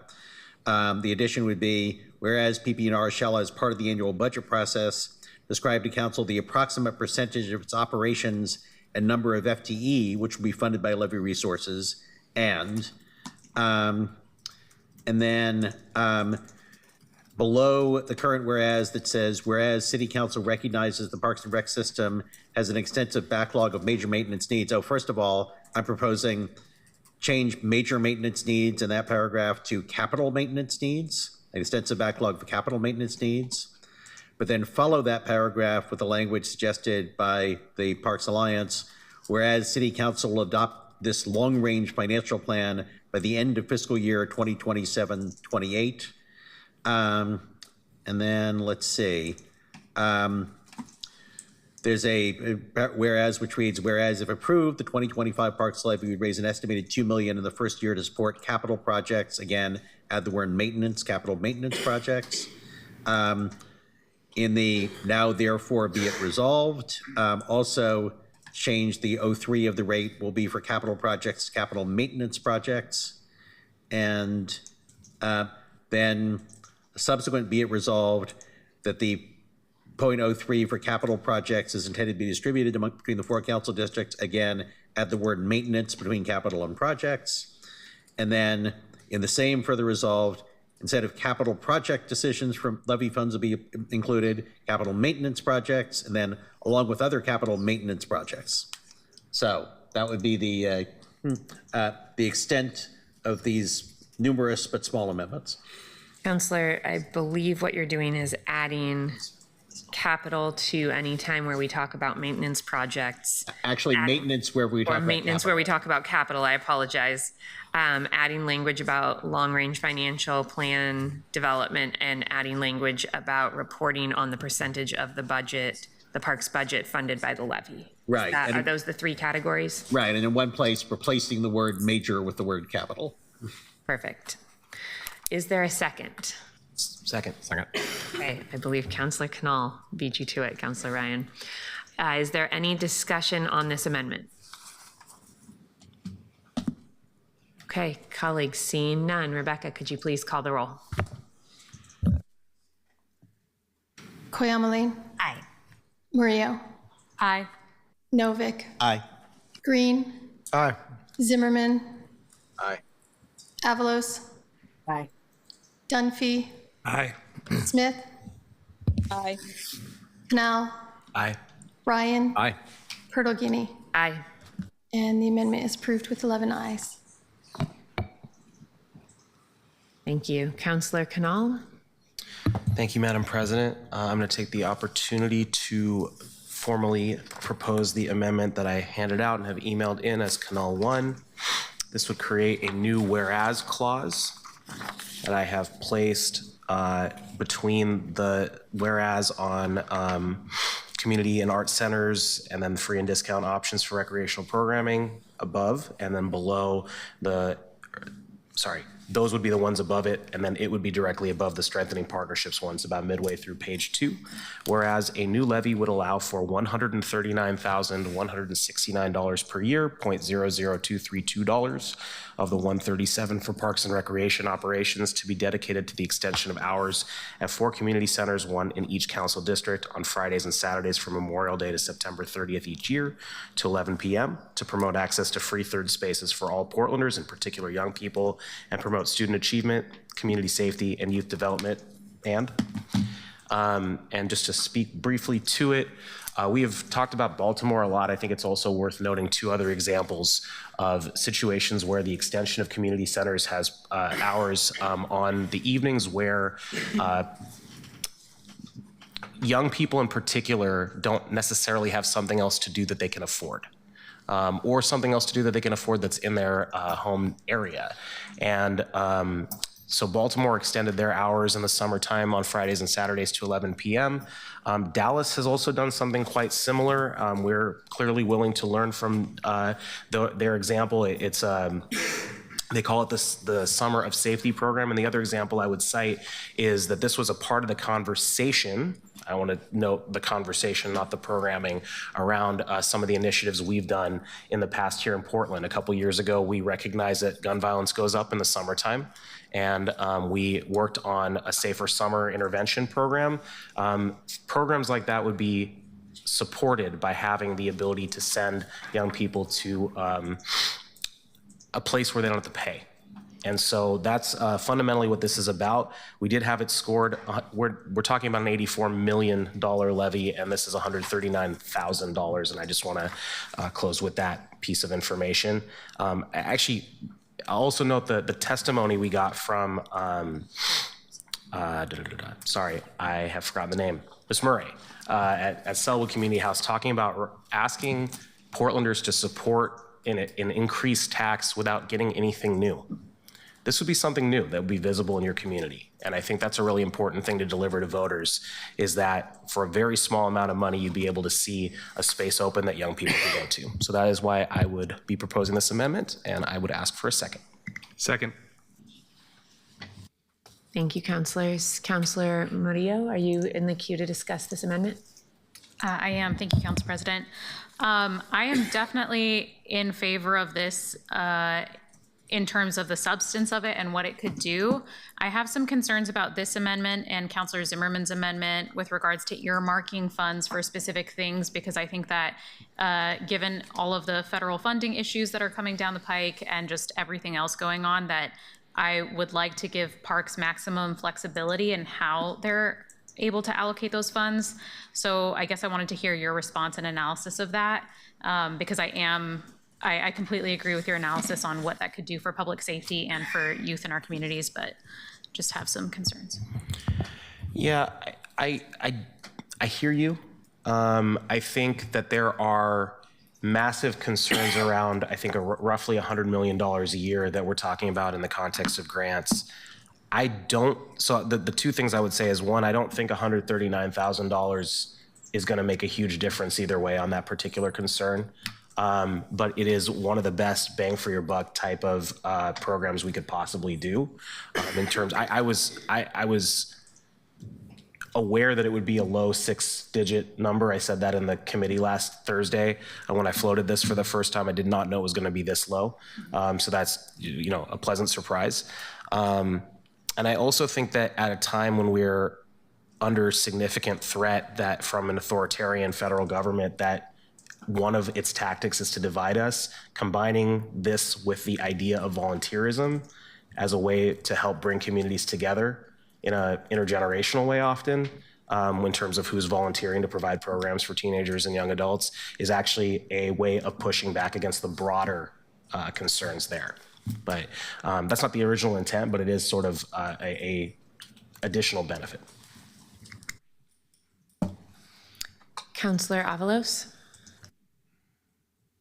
Thank you, Councilor Canal. And thank you, Councilor Murillo, for asking that question, because I was sitting with that tension, but I think where I'm landing is, one, the impact is very, small. And I think that the impact in dollars and in percentage of the levy is translates to a huge impact to East Portland, where this will greatly affect our ability to create more third spaces. I think, this is our opportunity in this levy, as we're doing in lots of other ways, to signal intent and program. And so I see this as just another one, even though, it has a monetary amount. I mean, just like we're adding the 3 cents for capital maintenance. So I hear you, Councilor Murillo, because I agree in general that I want us to be careful to not be overly prescriptive. This feels like enough of a, like I can get down with this, and I think the impact is good, and it's also us totally agree with the assessment of us adding something visible that people will be able to feel. So I plan to support it, but I'm grateful for the discussion that happened just before me, because I was sitting with that tension, but I'm definitely landing on supporting it. Thank you, Councilor. Councilor Kayama Lane. Thank you for your work on this, Councilor. I am absolutely interested in the extension of hours at community centers. I would love to see this. I am wondering also if the levy is the right place to do this type of earmarking. And I'm also thinking about how this is very specific and how I know voters appreciate having some specific examples of what they can expect. And so I actually can see this possibly being helpful as a campaign will hopefully be ran around this. And then I also have another follow-up question. I'm wondering about this language, a new levy would allow, and then going on for that money to be dedicated. I was wondering if allow is the right word, or it seems a little like squishier. I was wondering if there's another word like the word direct, or can I hear your thinking around that? Thank you. So I'll first say, yeah, the part about specificity, I think is, and this is a strange conversation because we're talking about how to build something that can be more politically viable, right? That's just a strange concept to this entire thing. But I do think that having specificity will help with that. In terms of the levy, I think next year's budget will take effect on July 1st. There's a lot of time between the end of the school year and July 1st where you start to see spikes in gun violence happen. And so we started, when I was at the Community Safety Division, we started the Safer Summer program significantly earlier than that when we could, and sometimes we couldn't because of funding and how it was funded. So I am thinking about that in terms of this opportunity. So, and I think the two things together is the answer to your timing question. On the third question, I think that's a really good one about the use of the word allow. And I think this also relates to Councilor Murillo's question of it's signaling council intent, but I don't think the resolution itself can direct it. And we were advised by, not to amend the exhibits on the dais on the day of. And through no fault of their own, I want to be clear, I'm not blaming them. It just took a little time to get the exact scoring figured out. And so it made sense to frame it this way as a direction. And I'll also just take the opportunity to note, we are expecting that for 3 of the districts, we're going to have the conversation about which community center with the counselors. And I apologize to my colleagues in District 1. You only have 1 community center for now. That's a challenge for a later problem to solve. But for the other 3 districts, I would hope that we're able to have input into that process. Thank you. Thank you. All of that is helpful, and I am excited to support this.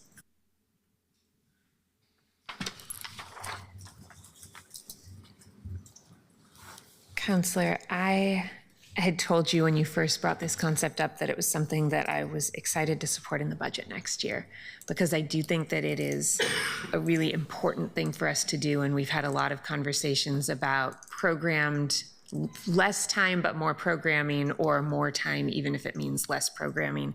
And I'm really supportive of this concept. I'm struggling because we costed this levy in order to be able to assure Portlanders that we would maintain all of the investments that we bought back during the budget process. And I worry that if we start to say, and also this, and also this, it becomes harder and harder to keep that promise. And I don't want to set ourselves up to not be able to keep the promises that we make during this levy. I know it's only a small amount of money. I am going to take the next minute or two as others talk to think about my vote, but I'm leaning voting no because I worry about being able to keep that promise that we will maintain what we have, that Portlanders won't see cuts. But I did just want to state on the record that if I vote no on this, that does not mean that I wouldn't support it in the budget process. I do think it's a really important thing for us to do. Thanks, and I'll just clarify, based in part on our conversations, this does not include programming. It includes enough staff to keep the space open, but open gyms for gyms that have basketballs, gyms that at least one of which will have dodgeballs soon. Those sorts of things will allow for that. And I think if there is a need for additional programming, there is the concept of volunteerism that we talked about in a lot of places, and obviously the friends of groups and things like that. To the other point about costing it out, that's where the costing is based, just to clarify that. Thank you. Councilor Novick? Yeah, I share the concern about this being really prescriptive. I also worry that I think that the overall message here is that we've got a levy that, in the words of Bon Jovi, holds on to what we've got.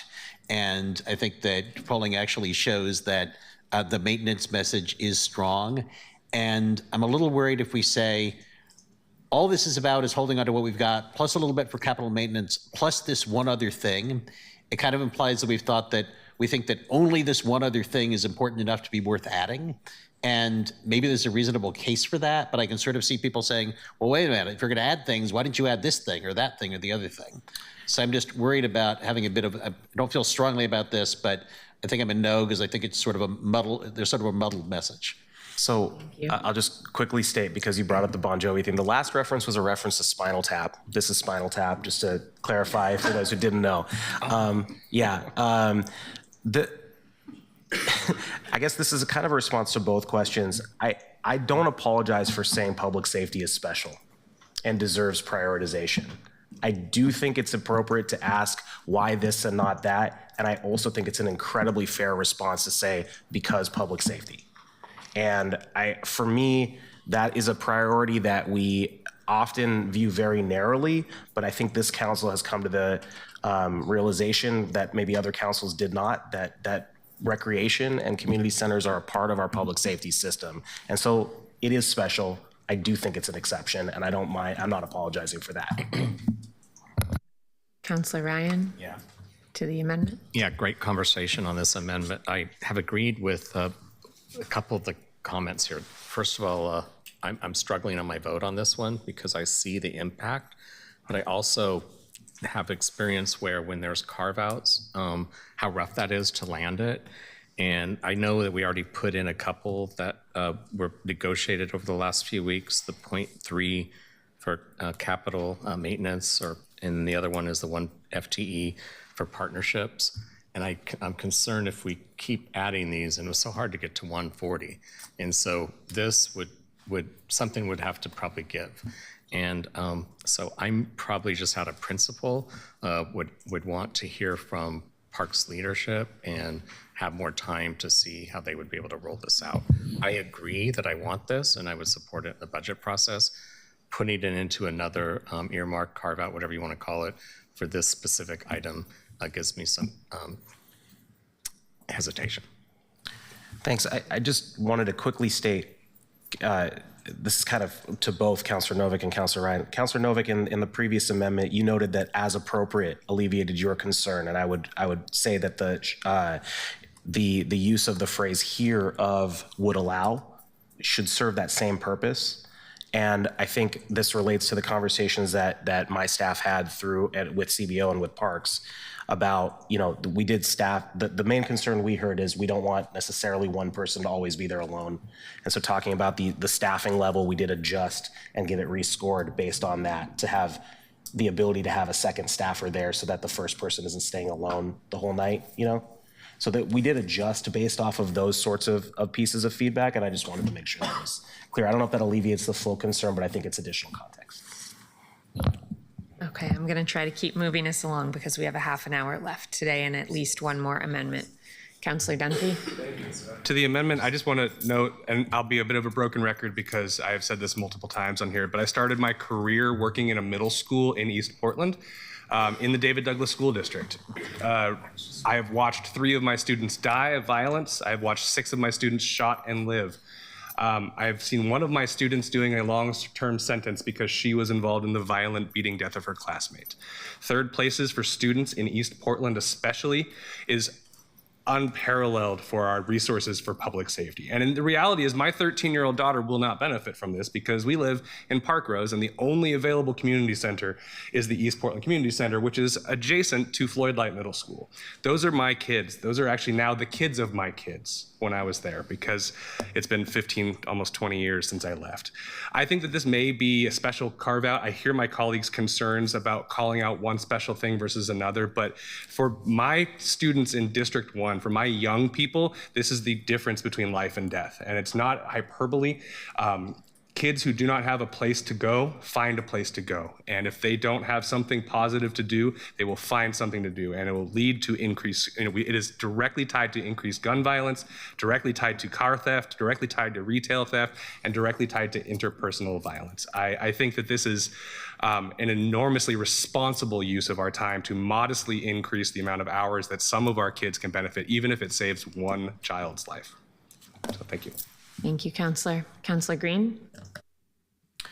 Yeah, I just want to say that I think public safety begins with strong and safe and healthy communities, and parks are a cornerstone of that for me. I think for all the other reasons that have been articulated, I think this is such a small amount of money that has the potential to save a lot of public safety expenditure on the back end, that this is frankly, in a time where we do have budget challenges, I think just a really cost-efficient move. I also, I do hear the structural concerns about like, okay, what are we cobbling together here? And are we creating confusion? But I do think voters are looking at us to be increasingly creative in how we stretch the value of every resolution, every measure, everything that we refer and ask them to pay for. And if we can say, all right, this has a very, very small impact on the rest of the program delivery, but has a huge impact on public safety and whole communities, I think is really something we should support, colleagues. So I intend to vote yes. Thank you, Counselor. Counselor Avalos? Yeah, I agree with Councilor Green, and I just want to note there's been a lot of negotiating and carve-outs that happened before it came to this table. So I think that this is another one that is actually people forward, which is why I'm going to support it, and I think you all should too. Thanks. Thank you, Counselor. Any other discussion to the amendment? Okay, seeing none, Rebecca, could you please call the roll? Koyama-Lane. Aye. Murillo. Sorry, I know we were supposed to have all our discussion. I'll be very brief. I think in general... A sentence brief? Yes, a sentence brief. In general, I think that we should be able to indicate legislative intent when we are on the dais and have that be a part of the public record. But since this is such a small impact to the budget with such a big impact for the community, I will be voting yes. But generally, I'm quite tired of us being stuck in one position because we have specifically allocated funds when we need maximum flexibility, but I vote aye. Novick. Nay. Green. Aye. Zimmerman. No. Avalos. Aye. Dunphy. Aye. Smith. No. Canal. Aye. Ryan. No. Pertlegany. No. And the amendment fails with 6 aye and 5 nay. Pardon. Passes with 6 aye and 5 nay. We need 7 to pass. Can we get Sorry, the I'm final actually- vote count, Rebecca? Yes, sorry. The amendment fails with 6 aye and 5 nay votes. Okay. Counselor Zimmerman? Thank you, Madam President. As I indicated earlier, I would like to just add the sentence in the second to last resolved clause. The sentence reads, "The 3 cents for capital projects will be spent only on restroom facilities."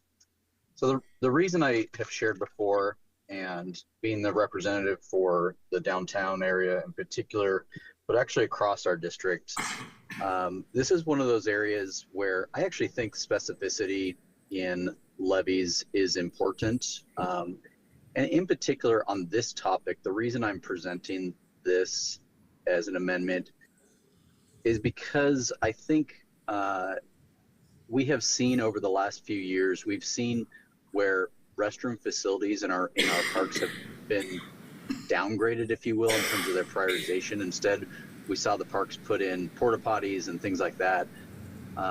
And I think it's important that we be specific that this is also part of it. And I appreciate the rest of the other capital maintenance and Councilor Novick's points about the right sizes. I think those are all really important signals and pieces to send.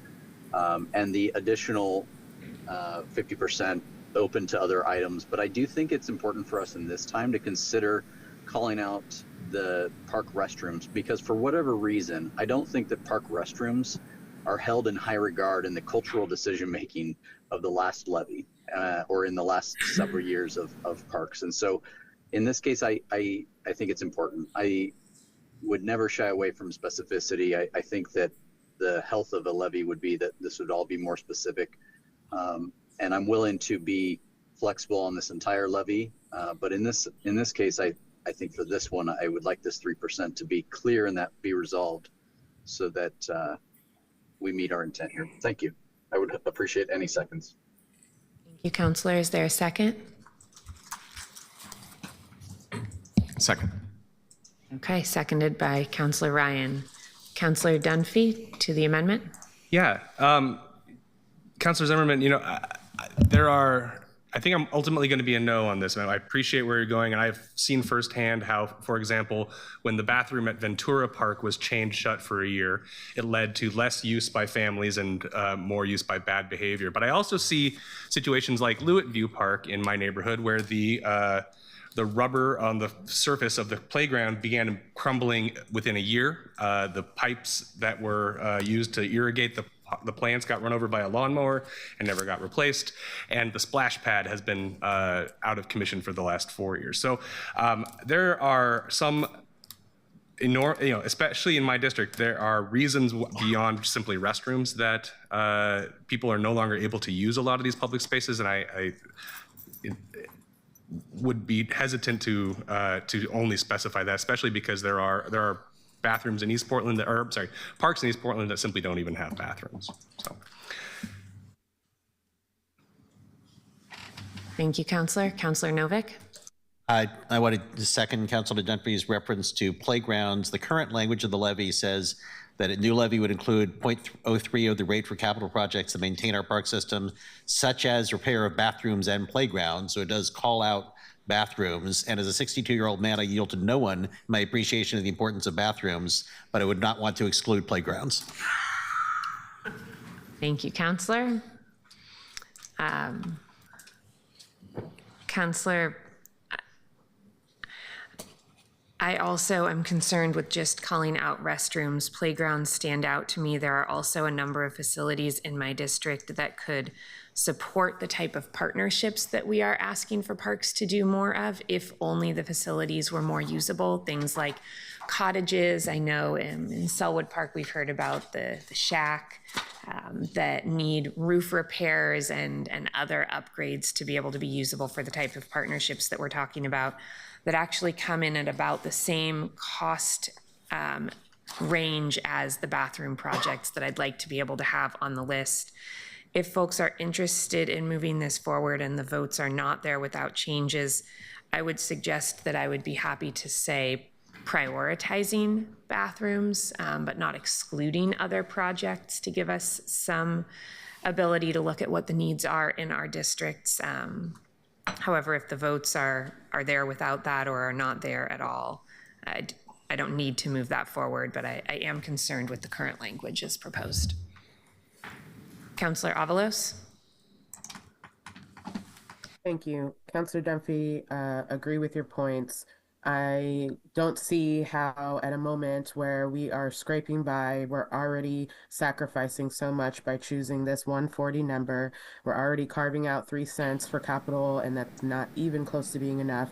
And our playgrounds are deteriorating. I don't see how we could put this kind of restriction on ourselves to make it only go to bathrooms, especially when East Portland barely has them. So I'm going to be voting no. Thank you, Councillor. Councillor Koyama Lane. Thank you, Madam President.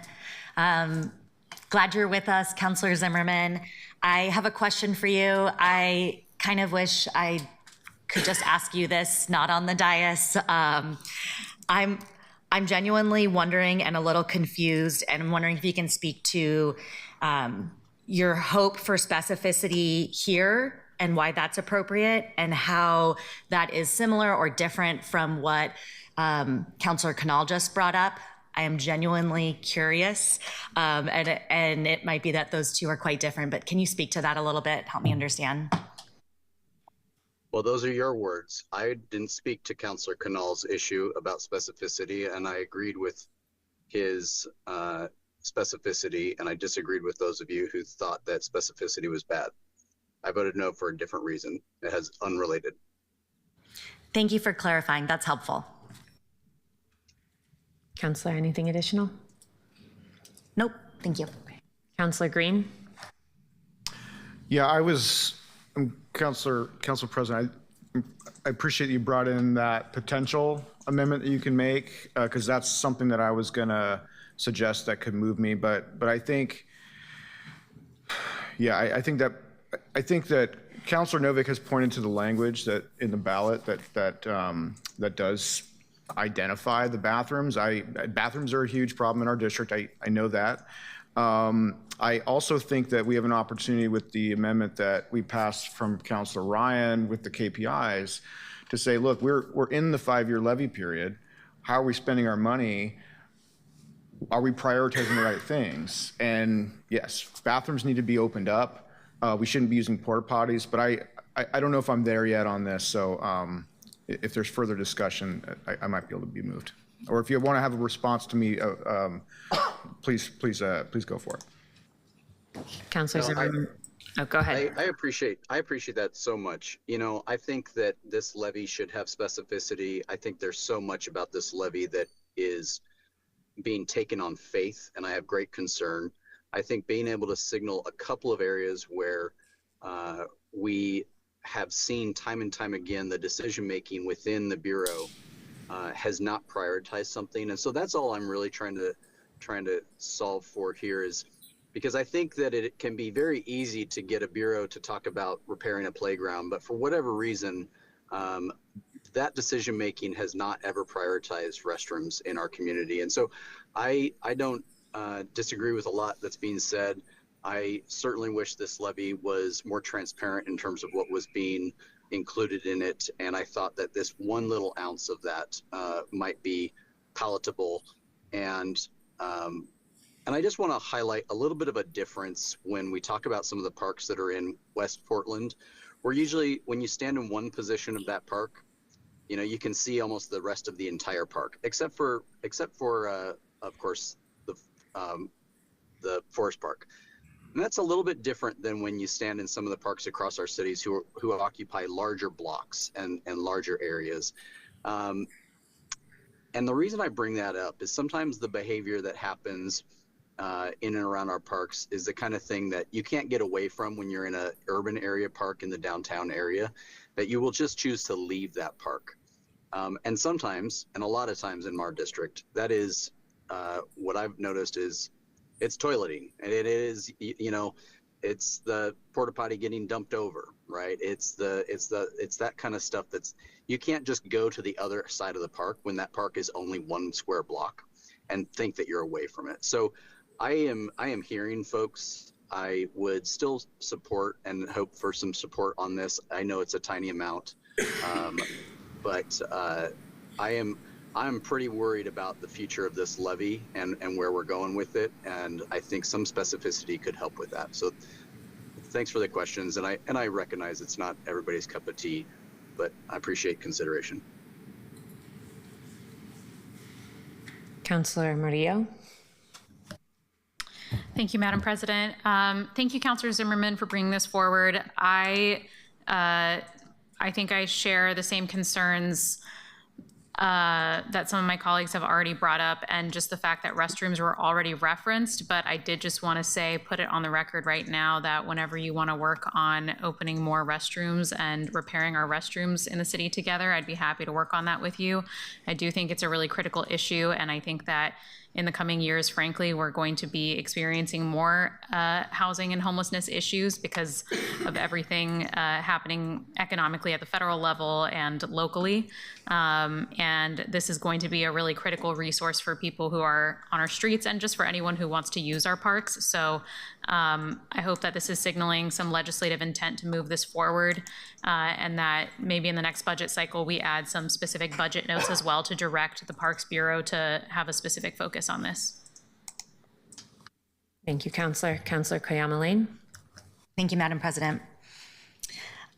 This is a helpful discussion, and thank you for clarifying, Councilor Zimmerman. That does refresh my memory, and I remember you saying you appreciate specificity. I would be interested if any colleagues are interested in sharing, if you voted no on that last amendment, specifically around concerns around specificity, but are considering voting yes on this one.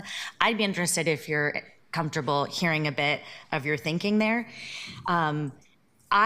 I said in my last vote, I'm interested in specificity, and so I make my voting decisions based on what I think makes the most sense and what's going to be best for Portlanders. And so I am also interested in this a bit. I am wondering, Councilor Zimmerman, if you might be open to a friendly amendment that Council President and I were just whispering about over here about it's saying bathrooms, playgrounds, and other small structures, or if the Parks Bureau has a better word besides small structures, insert that. Would you be open to that, Councilor Zimmerman? Adding in playgrounds and other small structures? Thanks. So, and I'll just remind folks, we have a maintenance budget in the Parks Bureau outside of this 3 cents in this levy. And so nothing would stop them from doing those projects that you're referencing, Counselor. And so I appreciate the nod, I think, to get there. The reason I actually value including the term restroom in this one solely is because I don't think that the prioritization for restrooms actually exists within the thought process within the Bureau structure as it currently is.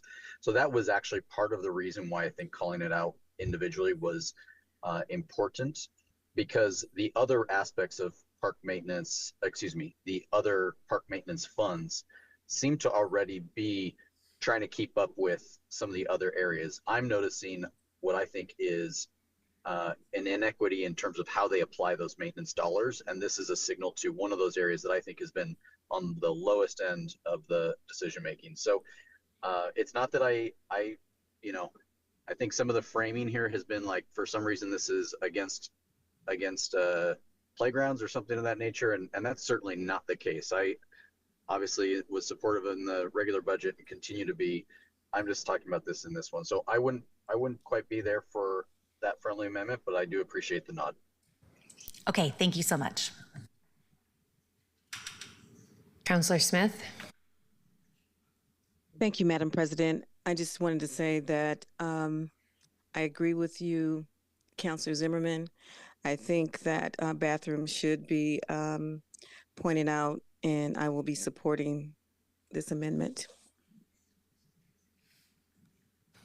Thank you, Councilor. Councilor Ryan. Yes, thank you, Madam President. I did second this because I wanted to have this conversation. I was equally challenged with the last one by Councilor Canal. All of us have heard from countless constituents, especially parents, who tell me their frustrations with bathrooms being closed. And so clearly this is an operational issue that this council must stay on top of for oversight reasons. But because I voted no on the last one, there's some similar themes on this, and that's where I'll land to stay consistent. Thanks. Thank you, Councilor. Is there any other discussion to the amendment? Okay, seeing none. Rebecca, can you please call the roll? Koyamaleen. Aye. Murillo. Aye. Novick. No. Green. Aye. Zimmerman. Aye. Avalos. No. Dunphy. No. Smith. Aye. Canal. No. Ryan. No. Pirtle-Guinea. No. The amendment fails with 5 aye and 6 nay votes. Colleagues, those were all of the amendments that I had noted folks said they were bringing. If there are any other amendments, though, please feel free to put yourself in the queue. And in addition, because we are trying to not give our speeches with our votes now, if there is anybody who would like to speak to the now amended resolution and attachments as a whole, this would be the time to get in the queue to make those comments. Councilor Dunphy. Thank you. Yeah. First, colleagues, thank you for this conversation. I think that The debate back and forth has been great to add some value and to continue to work with you all. Thank you to everybody who's been involved in this so far. I'm eager to support the renewal of the Portland Parks Levy, and I'm really thankful to everybody who has, and all the work that's gone into the compromise proposal before us. As I said just a little bit ago, and I've mentioned repeatedly, in my brief time on City Council, I've insisted that we treat parks as a vital public safety infrastructure, especially in East Portland, where far too many residents lack access to safe, accessible places to play, gather, and connect. I believe strongly in investing in these spaces, not just to maintain what we have, but to grow and transform what our parks can be. But let's be clear what we have heard from every part of our community. This cannot just be business as usual. We're asking Portlanders to dig deeper into their pockets. If we are asking Portlanders to dig deeper into their pockets, especially in my community in District 1, we must demand more in return, holding ourselves and Parks and Recreation to the highest standard of fiscal stewardship, accountability, equity, and imagination. Our parks should be more than beautiful natural spaces. They should be alive and vibrant with youth programming and cultural celebrations and music and food and community events that bring neighbors together and activates these public spaces year round. And where the Bureau can't do that on their own, then we must be bold enough to pursue partnerships with community organizations that can, like the Selwood Community House and others that have shown us what is possible when our public assets are community powered. So I support this levy, and let's also use this moment as a call to action, a challenge to ourselves and to the Bureau to raise the bar to build a Portland where our parks reflect the vibrant, diverse, thriving communities that they are meant to serve. Thank you. Thank you, Councilor. Councilor Canal. Thank you. I actually have a couple questions for the parks leadership. I separated this out so I could propose my my amendment.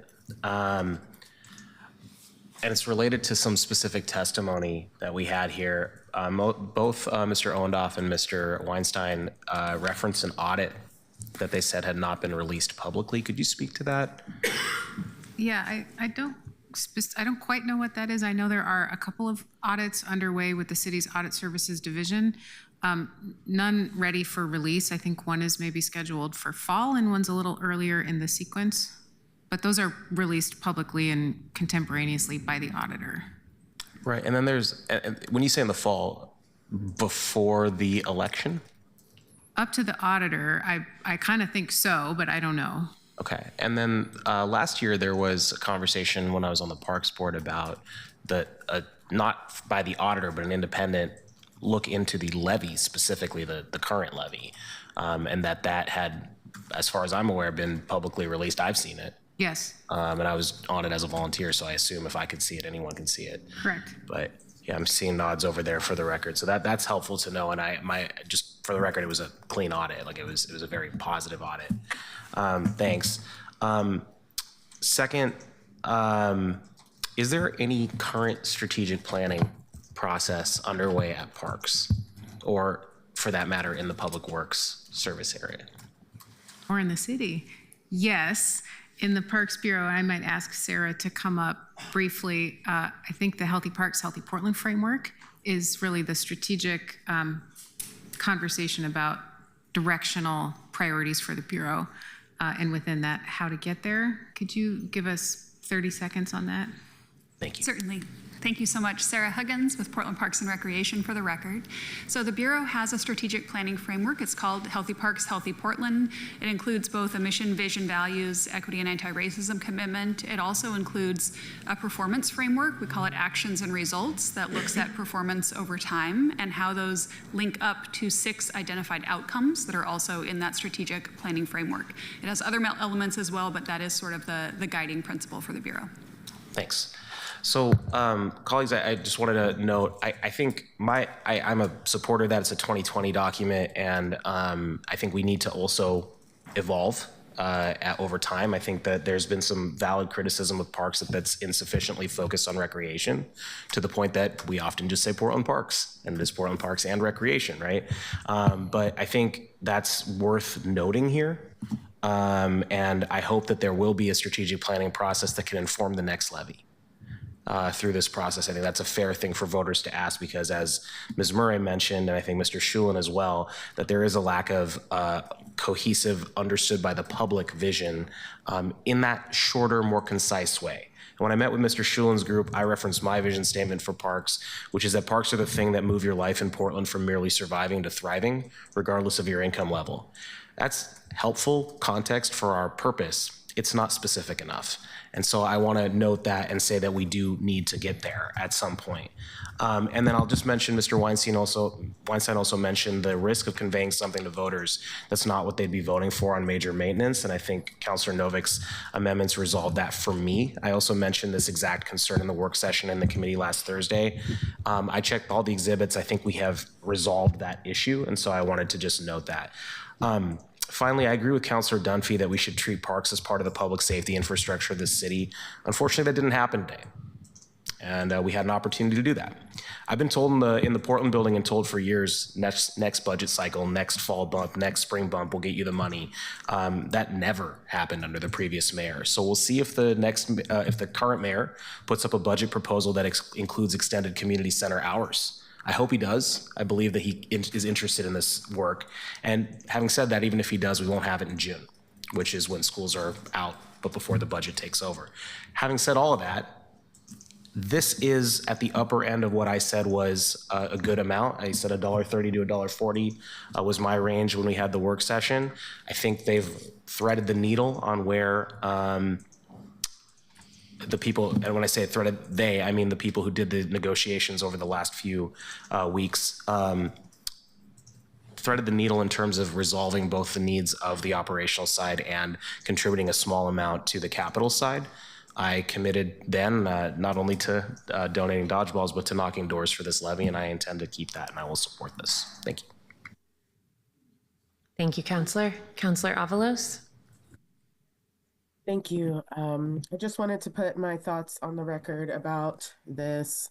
Ultimately, I do plan on voting aye because I believe that this resolution is better than failing to address our budget shortfalls, but I'm definitely disappointed that we didn't have a bigger investment in parks, that wasn't really on the table. It seemed like there was a lot of discussion about what would be palatable with different groups, and I just feel that we missed the mark and that within the 140 range we could have gone higher. I think there was a number at like 147 that would have gotten us a lot more, and I felt politically we could handle those 7 cents, as well as it's just what we need.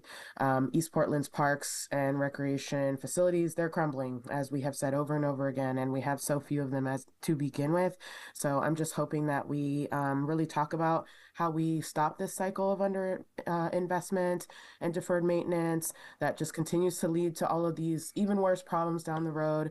I hope we're prepared to have a discussion about how we make some progressive taxes instead of regressive taxes. Of course, it's not easy to add more taxes and fees to people who are struggling, and yet the folks that often fight us on some of those fees are the folks that don't let us do the progressive taxation that we need from the people who are not giving us the infrastructure dollars that we need as a city to build and thrive. So I'm ready to have that conversation to start figuring out how we do some other taxation measures that ask those that have the most to pay their share. So that's where I'm landing. I will be voting yes, but wanted to continue to raise our concerns about how we really invest in our infrastructure that we need. Thanks. Thank you, Councilor. Councilor Green? Yeah, when we had our work session, I had indicated my directional preference for my upper and lower bounds for the levy, and $1.40 was my lower bound, and here we are. Would prefer a higher number for all the reasons that Councilor Avalos has already articulated, but I didn't want to let the perfect be the enemy of the good. I do believe that we have a council that is invested in hearing constituents and advancing that forward into accountability and transparency, and you have my commitment on that. Part of what got me here, and part of why I think we have a real opportunity, is the willingness for this body to consider an amendment to more clearly specify how we might use system development charges to really leverage our backlog. And I think that's a win today. I do think as we contemplate the future, future levies, future funding packages that we do, we always got to remember that you got to noticeably improve people's lives to keep them in the game. And this is a game of political economy. At the end of the day, we are losing people out of our county. That we are primarily losing people in the middle of the income distribution who really want prized assets to raise a family, and the high, parks are a big part of that. So this got us partway there. We've recommitted, but we have more work to do. Yeah, thanks. Thank you, Councilor. Councilor Smith. Thank you, Madam President. I think that my District 1 councilors have identified that taxation without representation is real key here. And I think the fact that we have probably one of the most vulnerable districts, the average income in District 1 is $60,000. And we know that from groceries to gas, every dollar counts. And this council has attached to itself many, many additional taxes this year, all the way down to the parking. I felt it this past weekend, being downtown, $3.50. And that's a huge, huge amount of money if you're asking folks who have very little to do more with less. But the importance of this particular levy is being thoughtful and transparent about, what is important, what is critical. It's not about expanding or, increasing and improving shiny objects, but preserving what Portlanders love. And Portlanders, they love our parks, our trails, safe and clean community spaces. Without this funding, Portland risks the decline of some of our greatest assets. Parks are not luxuries, but they are on the front line infrastructure for public health, climate resiliency, and social connection. And I believe delaying investment today could cost them far more investment tomorrow. This levy protects access for children, seniors, and all Portlanders while preserving skilled jobs in critical sanitation of our public spaces. Our parks are economic engines that help protect the value of the properties in the communities that they sit within. And so I've listened to all of you, and I've listened to Portlanders, and I believe we would not ask for this increase if it was not necessary, critical, important. Parks are the lifeblood to our communities, and this levy was designed to be targeted and subject to accountable stewardship by our partners at Portland Parks and Rec. And I just believe that this is something that the community wants, and we have to deliver. So I will be supporting the levy. And thank you, Madam President. Thank you, Councilor. Colleagues, as a parent, a coach, a summer free-for-all fan, I have used parks a lot, and I see the uses a lot, and I see the need in our parks a lot, especially around bathrooms. Parks are part of what hold our community together. They keep people safe, they keep people healthy. They're places that we can connect our communities, provide our kids with natural areas close to home, regardless of income level or the amount of free time parents have, and that offer hundreds of hours of classes and programs each week. This continued funding will ensure that our park summer programs can continue, and it will begin to address some of the long-term maintenance needs that are piling up right now. This measure gives us new accountability tools, things that we have asked for and that we have heard community members ask for, because our parks must be everything they are and more. And for too many neighborhoods, our parks start to feel like they are less and less. This measure will start to make a difference in that accountability. Tonight, I am excited to refer a ballot measure that I hope we can all get behind and that I think Portlanders can get excited about. one that balances the needs of our parks with our community's financial capacity. I will do everything I can to make sure that this is a win for our city. I hope that you all join me in that, and Portlanders, I hope that you will join us in continuing to invest in our city, in our kids, and in our future. Colleagues, thank you for being a part of this robust debate today. Councillor Koyama Lane. Thank you.